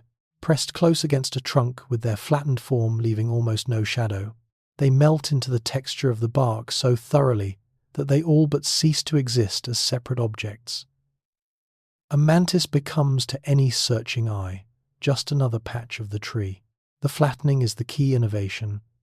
A rounded body casts a telltale shadow and stands proud of the surface, catching the eye. A body pressed flat hugs the bark, its edges blurring into the wood, betraying nothing. Combined with bark-colored mottling, the disguise lets these mantises hunt and hide right out in the open on a tree trunk, surrounded by predators and prey alike, seen by neither. It's the same ancient strategy we keep meeting, fitted to a new canvas, where the orchid mantis matches a bloom and the deadleaf mantis matches the litter.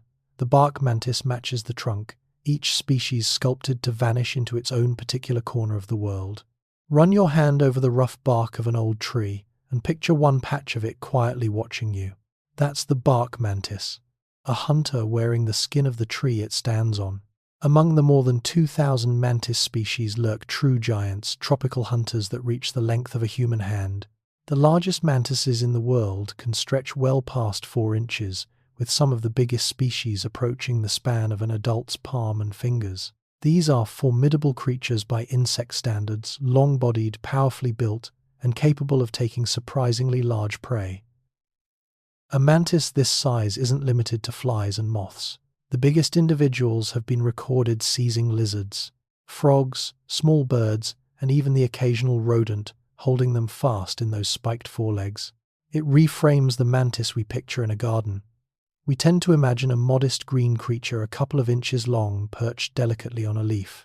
But in the tropics, the family scales up into something genuinely imposing, a hand-sized predator capable of tackling small vertebrates, not just insects.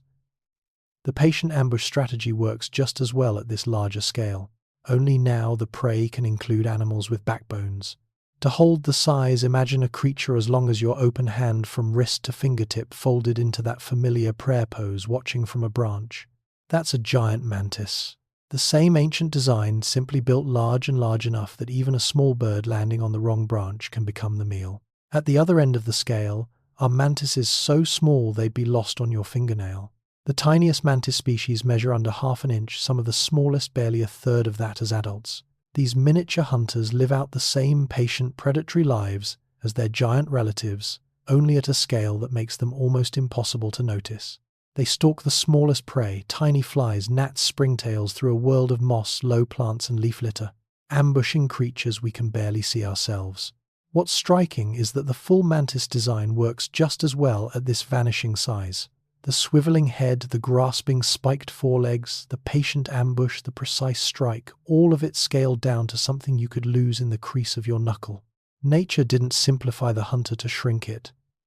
It kept the whole sophisticated package and miniaturized the lot. Set the two extremes side by side, and the range of this single family becomes staggering. From a hand-sized giant that eats lizards to a speck smaller than a grain of rice, all built on the same blueprint, all running the same ancient strategy.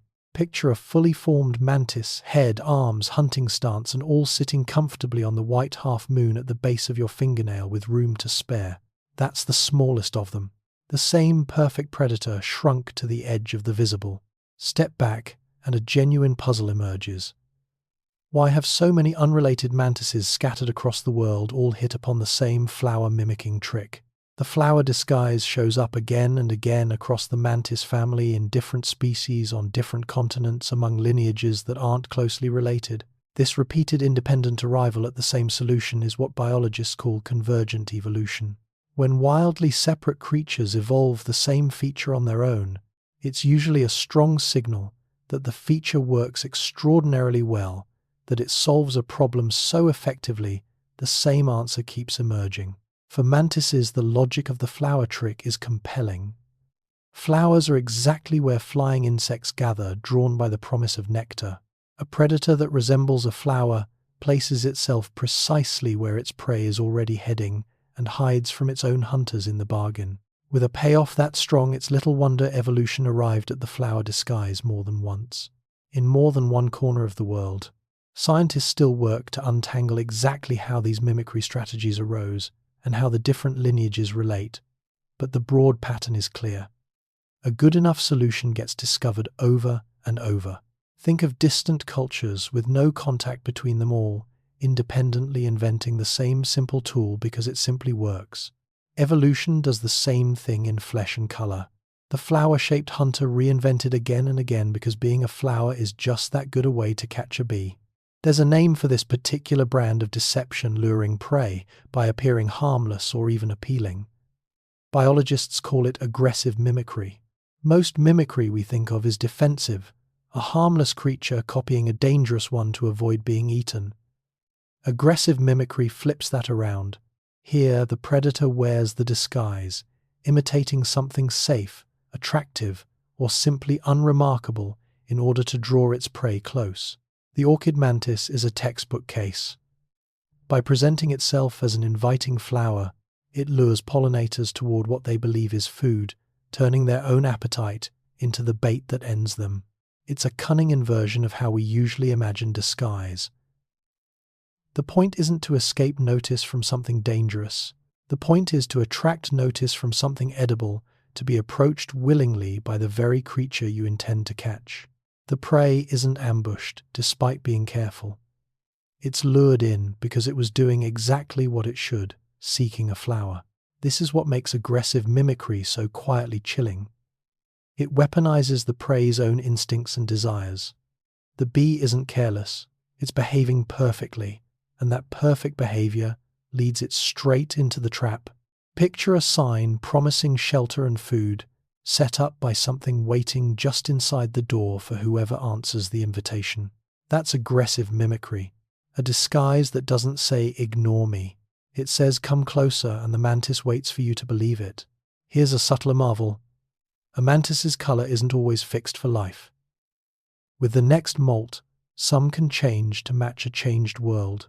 Certain mantis species can shift their coloration as they grow, adjusting over successive molts to better match their surroundings. A mantis in lush green foliage may stay green. One in dry browned vegetation may emerge from a molt in shades of brown instead. The change isn't instant. Like a chameleon's, it unfolds gradually, tied to the shedding of the old exoskeleton and the conditions the mantis finds itself in. Factors like humidity, light, and the colors around it are thought to influence which way the new coloration goes. This gives the mantis a slow but powerful way to keep its camouflage current as seasons turn and habitats shift. A green meadow that fades to dry brown by late summer would leave a permanently green mantis dangerously conspicuous.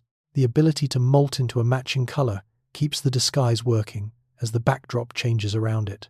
Scientists are still studying exactly how these color shifts are triggered and controlled. It adds another layer to an already remarkable disguise. Not just born to match the world, but able over time to be rematched to it.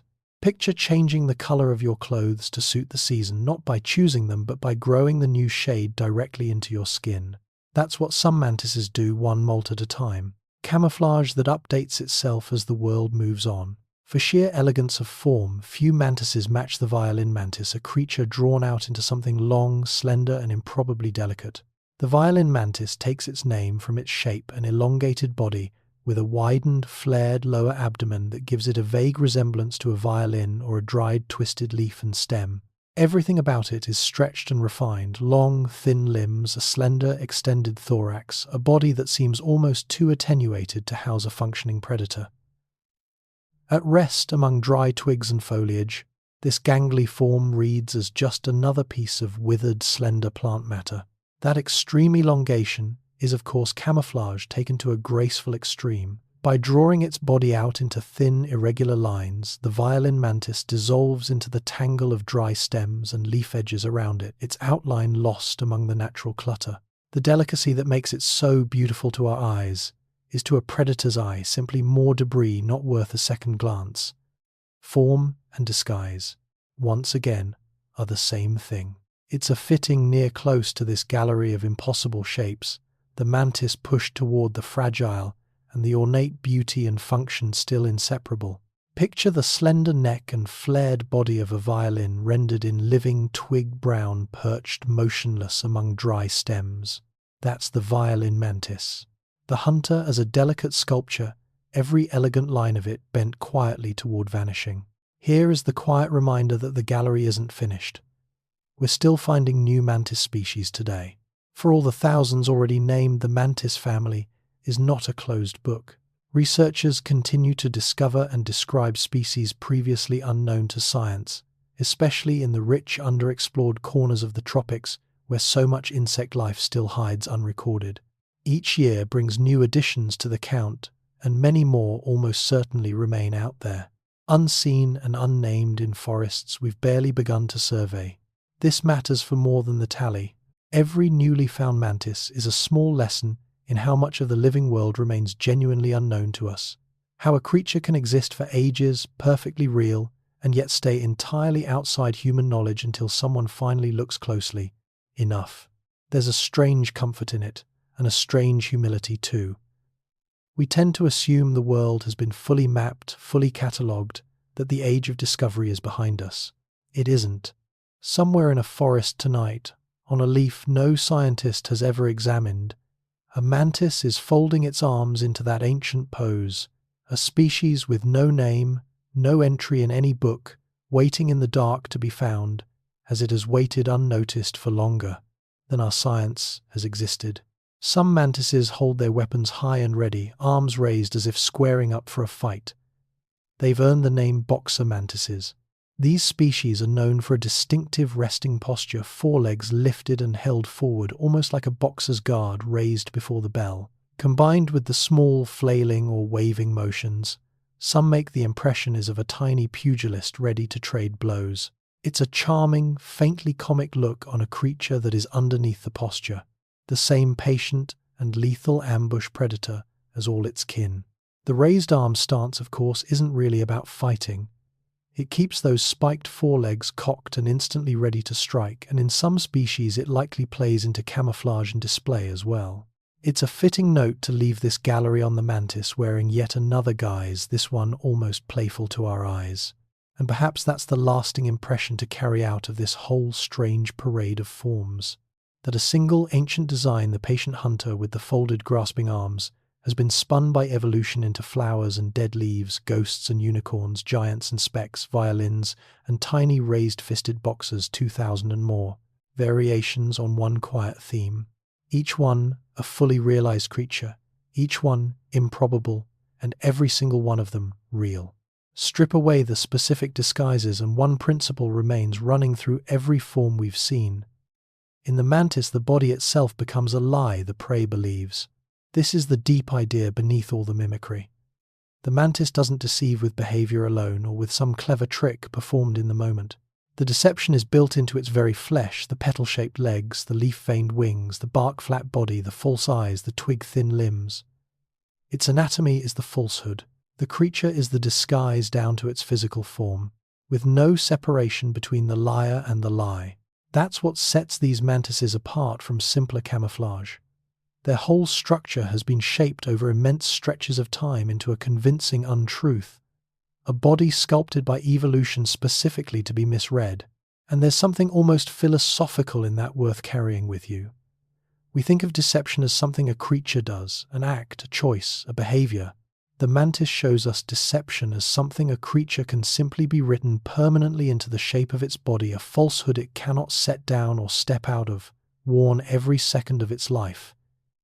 It doesn't lie, it exists as a lie, beautifully and completely until the very moment the truth of it closes around something that came too close. So we leave the impossible species with a single image that holds them all. Beauty and menace, wearing the same shape. It is the through line of everything in this stage.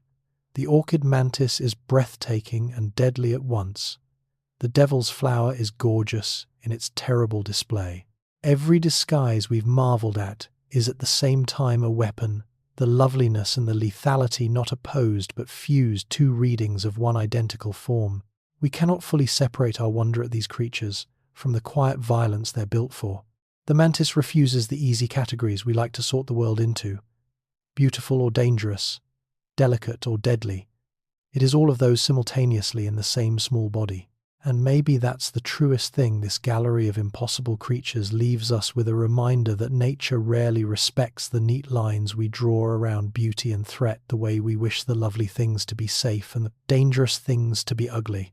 The mantis blends them seamlessly, wearing its menace as elegance, and its elegance as menace, a flower that hunts and a hunter that flowers, until you can no longer say where the beauty ends and the danger begins, because in the mantis they were never two separate things at all.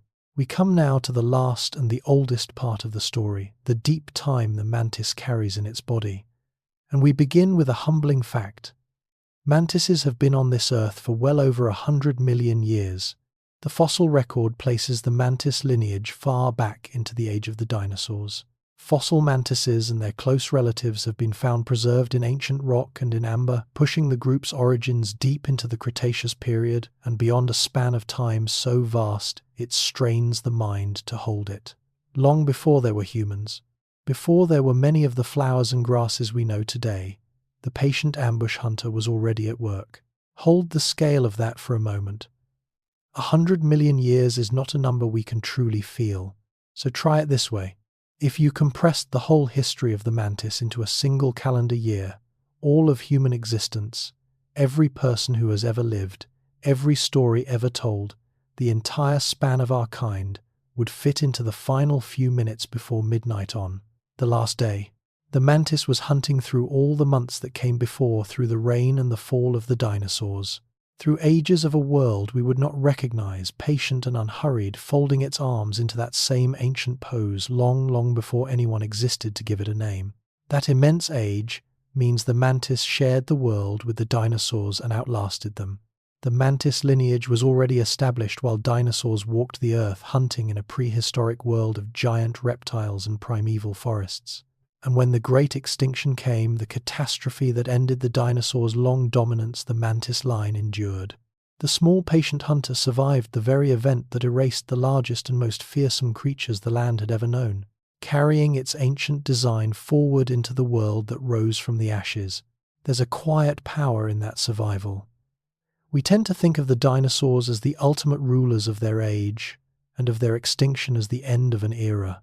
But the mantis was there too, beneath the giants, unnoticed in the undergrowth, and the mantis came through.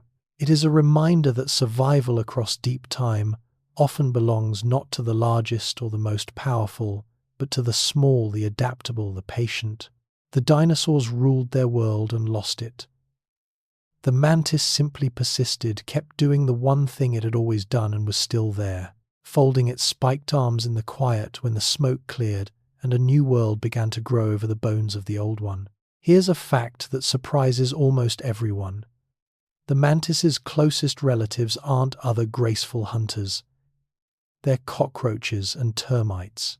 For all its poise and predatory elegance, the praying mantis sits on the same branch of the insect family tree as the humble cockroach and the wood-eating termite. Scientists group them together based on shared features of anatomy and deep genetic kinship.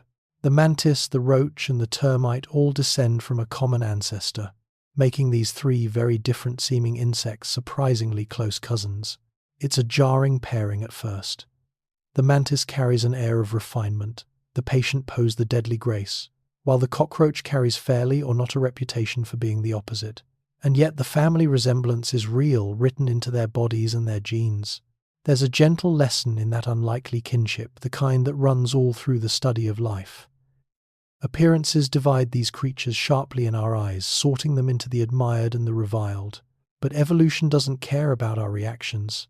It traces its own quiet lines of descent beneath the surface, binding the elegant assassin and the kitchen pest into a single shared story.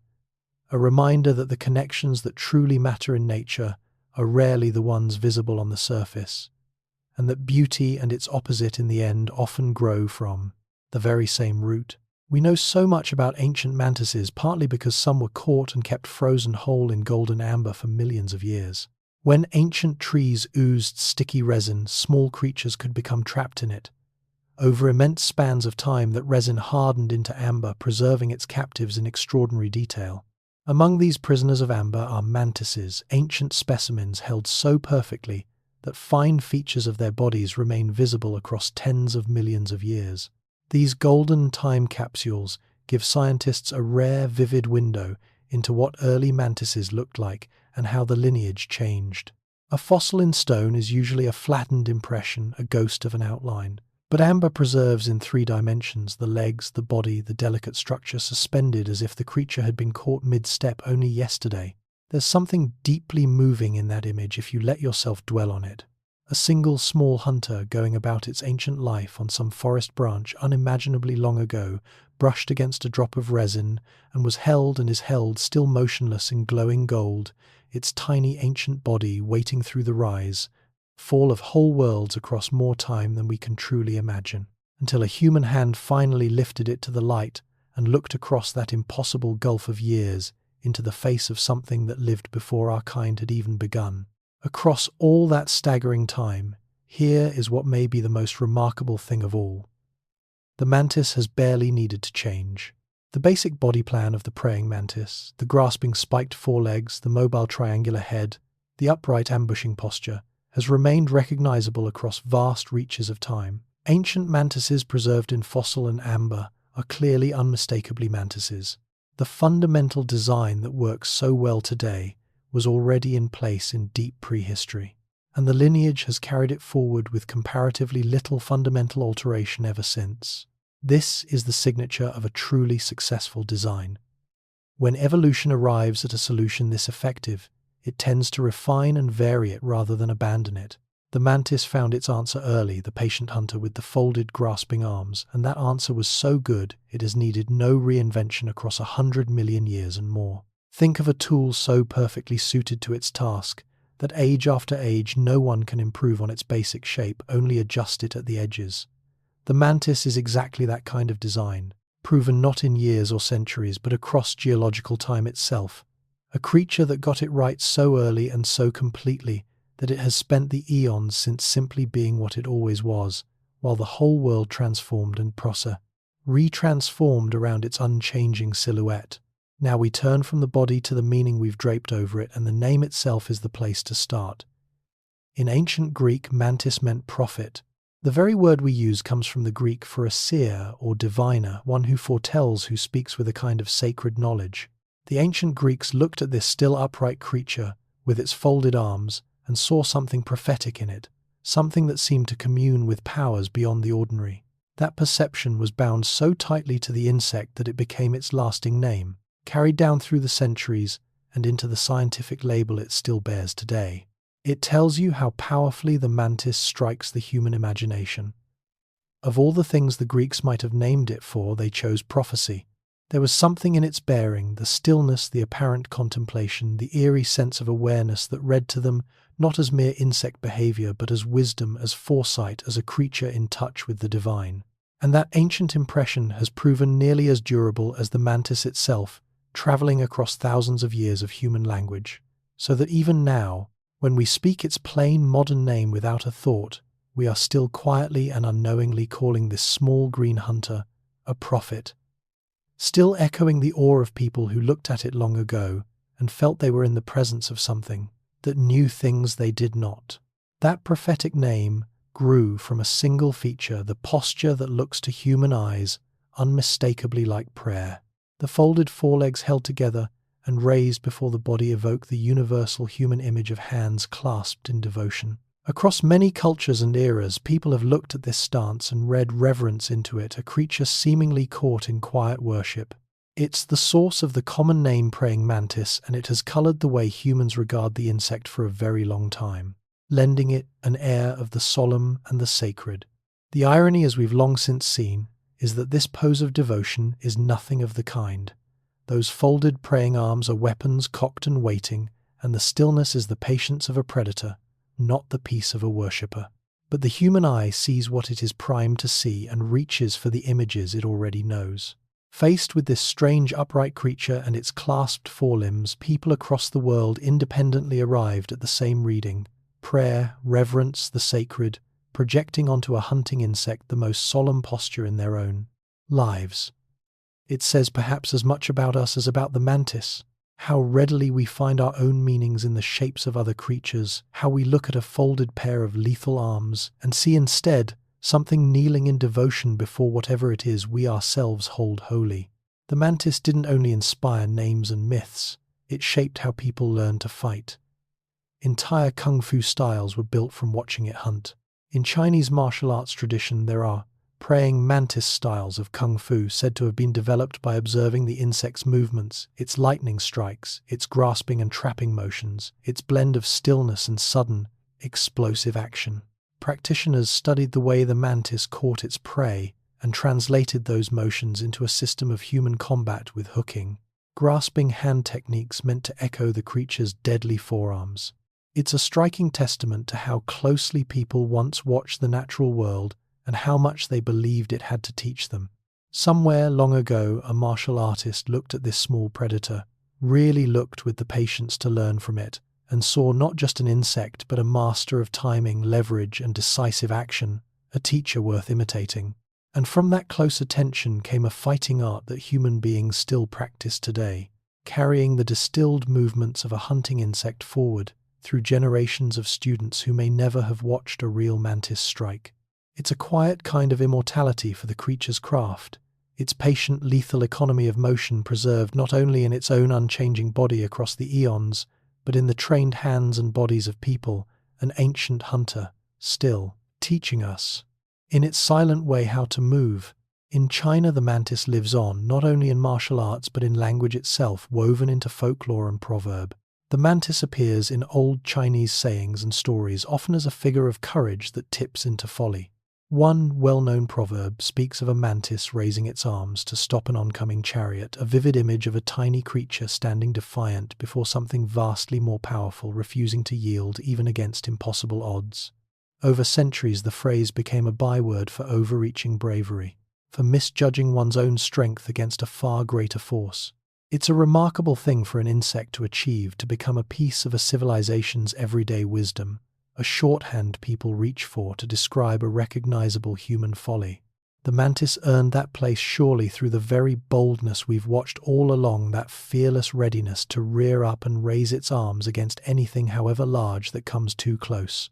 Ancient observers saw a creature that would not back down even from a chariot, and found in it a perfect mirror for a certain kind of human courage, the brave, doomed defiance of the small against the overwhelming. And so the mantis passed into proverb, a tiny hunter lending its image to a lesson humans tell one another, still its raised arms frozen forever, in language as the very emblem of standing your ground, when wisdom says you cannot possibly win.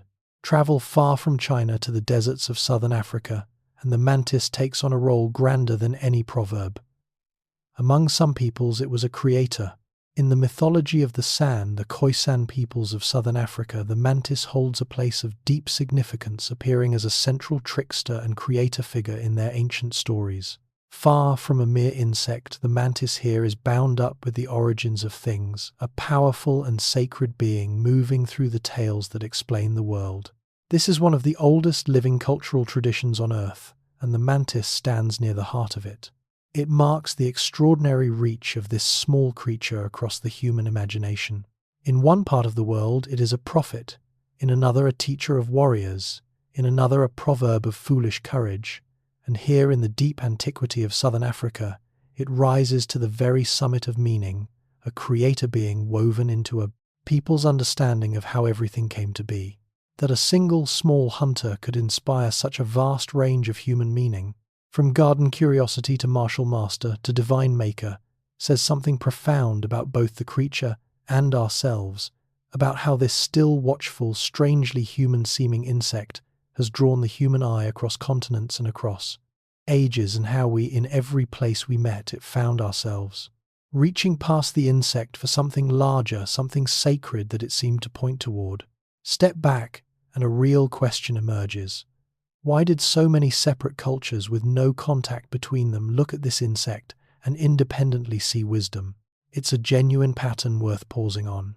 Peoples scattered across the globe who never met or shared stories arrived again and again at similar readings of the mantis as wise, as sacred, as knowing, as a being touched by something beyond the ordinary.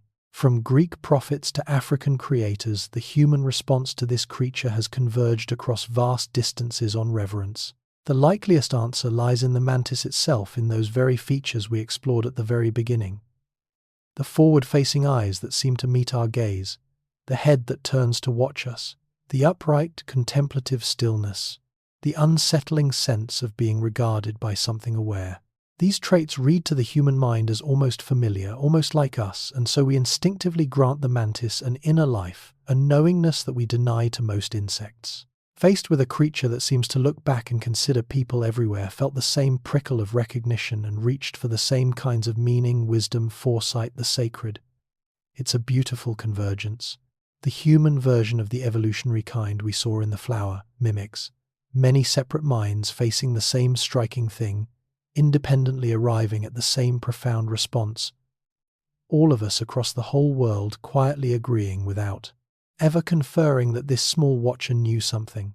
Beneath all the myths runs one consistent theme, and it's the truest reading of all. The mantis as a symbol of patience and stillness. Of every meaning humanity has draped over this creature, this one fits the actual animal most faithfully.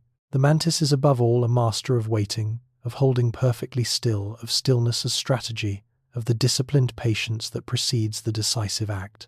Cultures that took the mantis as an emblem of calm, of contemplation, of patient stillness were in a sense reading it correctly. They saw the creature's deepest truth and made a symbol of it.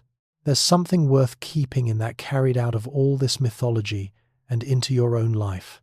We've watched across these 100 facts how the mantis spends almost the entirety of its existence in stillness, and only the smallest fraction in action, how its whole formidable power rests not on speed or strength, but on the capacity to wait, well, to be patient, to hold its position until the single right moment arrives.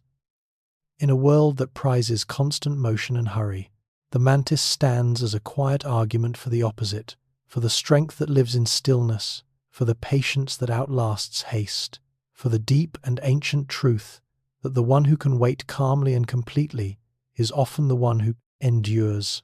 Of all the things this creature can teach us, perhaps that is the one most worth carrying.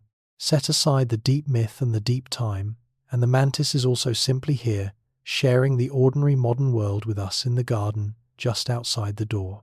For all its ancient lineage and sacred symbolism, the praying mantis remains a living presence in everyday human spaces.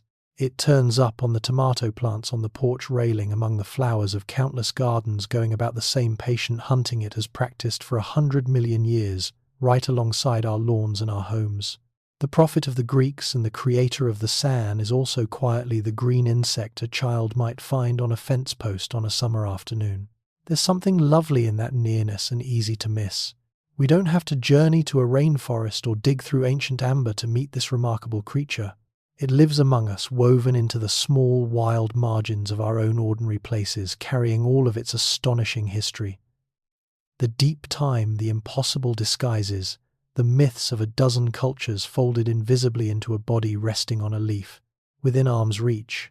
The same creature that hunted before the dinosaurs fell, that the Greeks called prophet and the san called creator, may be sitting in your garden right now, asking nothing, announcing nothing, simply being what it has always been, and most of us, to walk right past it, never knowing how much quiet wonder is, perched there in plain sight.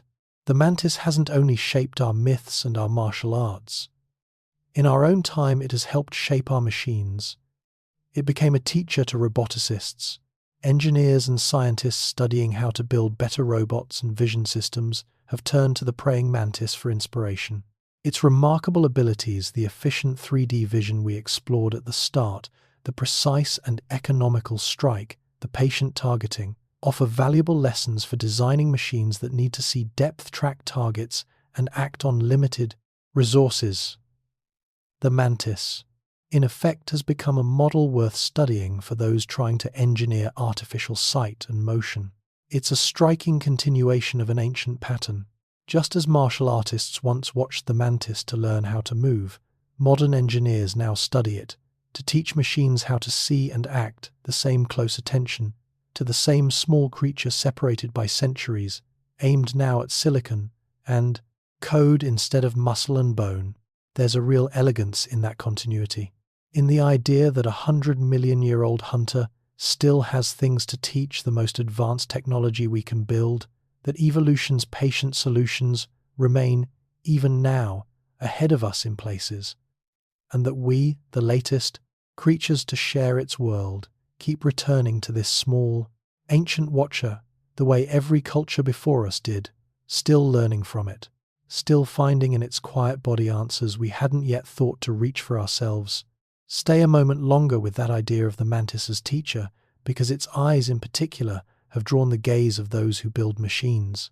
The mantis's unusual vision, its rare ability to perceive true depth with so little brain power by keying on motion rather than fine detail, is exactly the kind of efficient solution engineers dream of.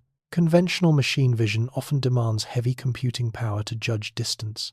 The mantis does it with almost nothing, so researchers have studied how it works, hoping to borrow its trick for simpler, cheaper artificial eyes, cameras and robots that could gauge depth the lean way the mantis does.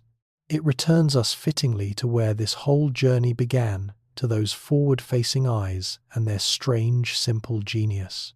We opened in wonder at the way the mantis sees, at the depth perception that puzzled and delighted the scientists who fitted it with tiny glasses. And here, near the end, that same vision is quietly teaching us how to build new eyes of our own. The creature that has watched the world for 100 million years, that saw us before we saw it, may yet help shape the way our machines come to see the ancient watcher passing on without ever intending to some fragment of the patient art it perfected long before there was anyone here to learn it. And perhaps that is the deepest link of all between this creature and us. The mantis is in the end a small mirror for our own watching. Of everything the mantis does, it is the watching that has always unsettled and fascinated us most. The sense of a creature that observes, that attends, that seems aware, And watching is something we recognize intimately because it is so much of what we ourselves do. We are watchers too of the world of each other, of the small lives around us. In the mantis's quiet, patient gaze, we catch an uncanny reflection of our own. Maybe that's why it has held us spellbound across every culture and every age. When we look at the mantis and feel that prickle of recognition, that sense of being regarded by something that knows we may be meeting in miniature and in another form entirely, the very quality we prize most in ourselves: attention, awareness, the act of truly seeing. The mantis turns its head, fixes us with that strange, considering stare. And for an instant, the boundary between observer and observed seems to blur, and we are left wondering whether we are watching it, or it is watching us, or whether watching itself is simply a thing the living world does in us and in this small, ancient hunter alike across a gulf of 100 million years, and the vast difference between our two kinds of mind. Lift the gaze from the single insect to the whole sweep of its story, and one quiet lesson rises above the rest about what it takes to endure. The mantis has survived almost beyond comprehension. It came through the extinction of the dinosaurs. It has persisted across 100 million years and more through transformations of the earth we can barely picture. And it did this not through size, not through power, not through dominance, but through a different set of qualities: patience, adaptability, the quiet capacity to keep doing well the one thing it does. There's something in that worth holding on to in our own uncertain age. We tend to equate survival with strength, with force, with being the biggest or the most powerful thing in the landscape. The mantis tells a different story, that endurance across deep time may belong instead to the patient, the flexible, the unassuming, the ones who adapt and persist rather than dominate and fall. The great rulers of the ancient world are gone, their bones turned to stone. The small green hunter that crept beneath them is still here, still folding its arms on a summer leaf. A living testament to the strange truth that it is so often not the mighty, but the quietly persistent who remain when all the loud and powerful things have passed away. Closer still to the heart of it lies a single principle drawn from the way the mantis hunts. That stillness, not speed, may be the deeper strategy. We began this whole exploration marveling at the mantis's speed, the strike hidden inside a blink faster than the eye can follow. But the longer we've watched, the clearer it's become that the speed is only the small final flourish. The real substance of the mantis's life, and the true source of its success, is the stillness that comes before. It waits, it conserves, it acts only at the one perfect moment. The strike is seconds, the waiting is everything. It's a quiet inversion of what we usually admire, and perhaps the most useful thing the mantis has to offer us. In a world that celebrates the fast, the busy, the always moving, the mantis is a living argument for the opposite. For the immense underrated power of stillness, of patience, of the willingness to wait calmly for the right moment rather than expend yourself chasing every wrong one. The mantis spends almost its entire existence doing to our eyes nothing at all, and that nothing is precisely the secret of its doing. The strength was never really in the strike. It was always in the stillness that earned it. And yet, for all we have learned across these 100 facts, the mantis keeps its final secrets. There are questions about its mind we still cannot answer. We've seen hints throughout the capacity to learn, the flexible regulation of its hunting, the strange sense of awareness in its gaze. But what, if anything, it actually experiences remains genuinely unknown. Does the mantis feel anything as it waits? Is there some faint flicker of awareness behind those watching eyes, or only the silent running of ancient instinct? Science cannot yet say. The inner world of an insect this small is one of the deep, open questions, and honest researchers admit how much remains mysterious. It's the right note to slow down on here near the end. For all our study, the tiny glasses, the careful experiments, the fossils read, and the genes traced, the mantis still meets our gaze from across an unbridgeable distance, and we cannot truly know what, if anything, looks back. We have learned the mechanics of its eyes and the speed of its strike and the age of its lineage, and still the simplest question of all, what is it like? If it is like anything to be a mantis, lies entirely beyond our reach. Perhaps it always will. And there is a kind of grace in that humility, in admitting that this small, ancient watching creature holds something we have not yet learned how to ask. So we come to the last fact, which is not really a fact at all, but the open question the silent assassin leaves us with. We have travelled from the way it sees to the way it dies, through its impossible disguises, and its 100 million years, through the myths of a dozen cultures and the machines it now helps us build. We have learned a great deal, and still, when we kneel beside it in the garden and it turns that small triangular head to regard us, something remains that we cannot name, a mystery that all our facts do not dissolve. Maybe that is the truest gift of the silent assassin. Not the answers it gives us, but the wondering it leaves behind, the sense kneeling there in the quiet, that we are in the presence of something far older than us, something that has watched this world through ages we can scarcely imagine, something that saw us coming long before we ever noticed it, and that will, in all likelihood, still be folding its arms on some summer leaf long after we are gone. We do not fully understand it. We may never. And perhaps the right response is not to solve the mantis, but simply to let it stand there at the edge of what we know, patient, ancient, watching, and to carry back out of the dark with us the one question it has been asking in its silent way all along. What else in this familiar world have we walked past 1,000 times and never truly seen?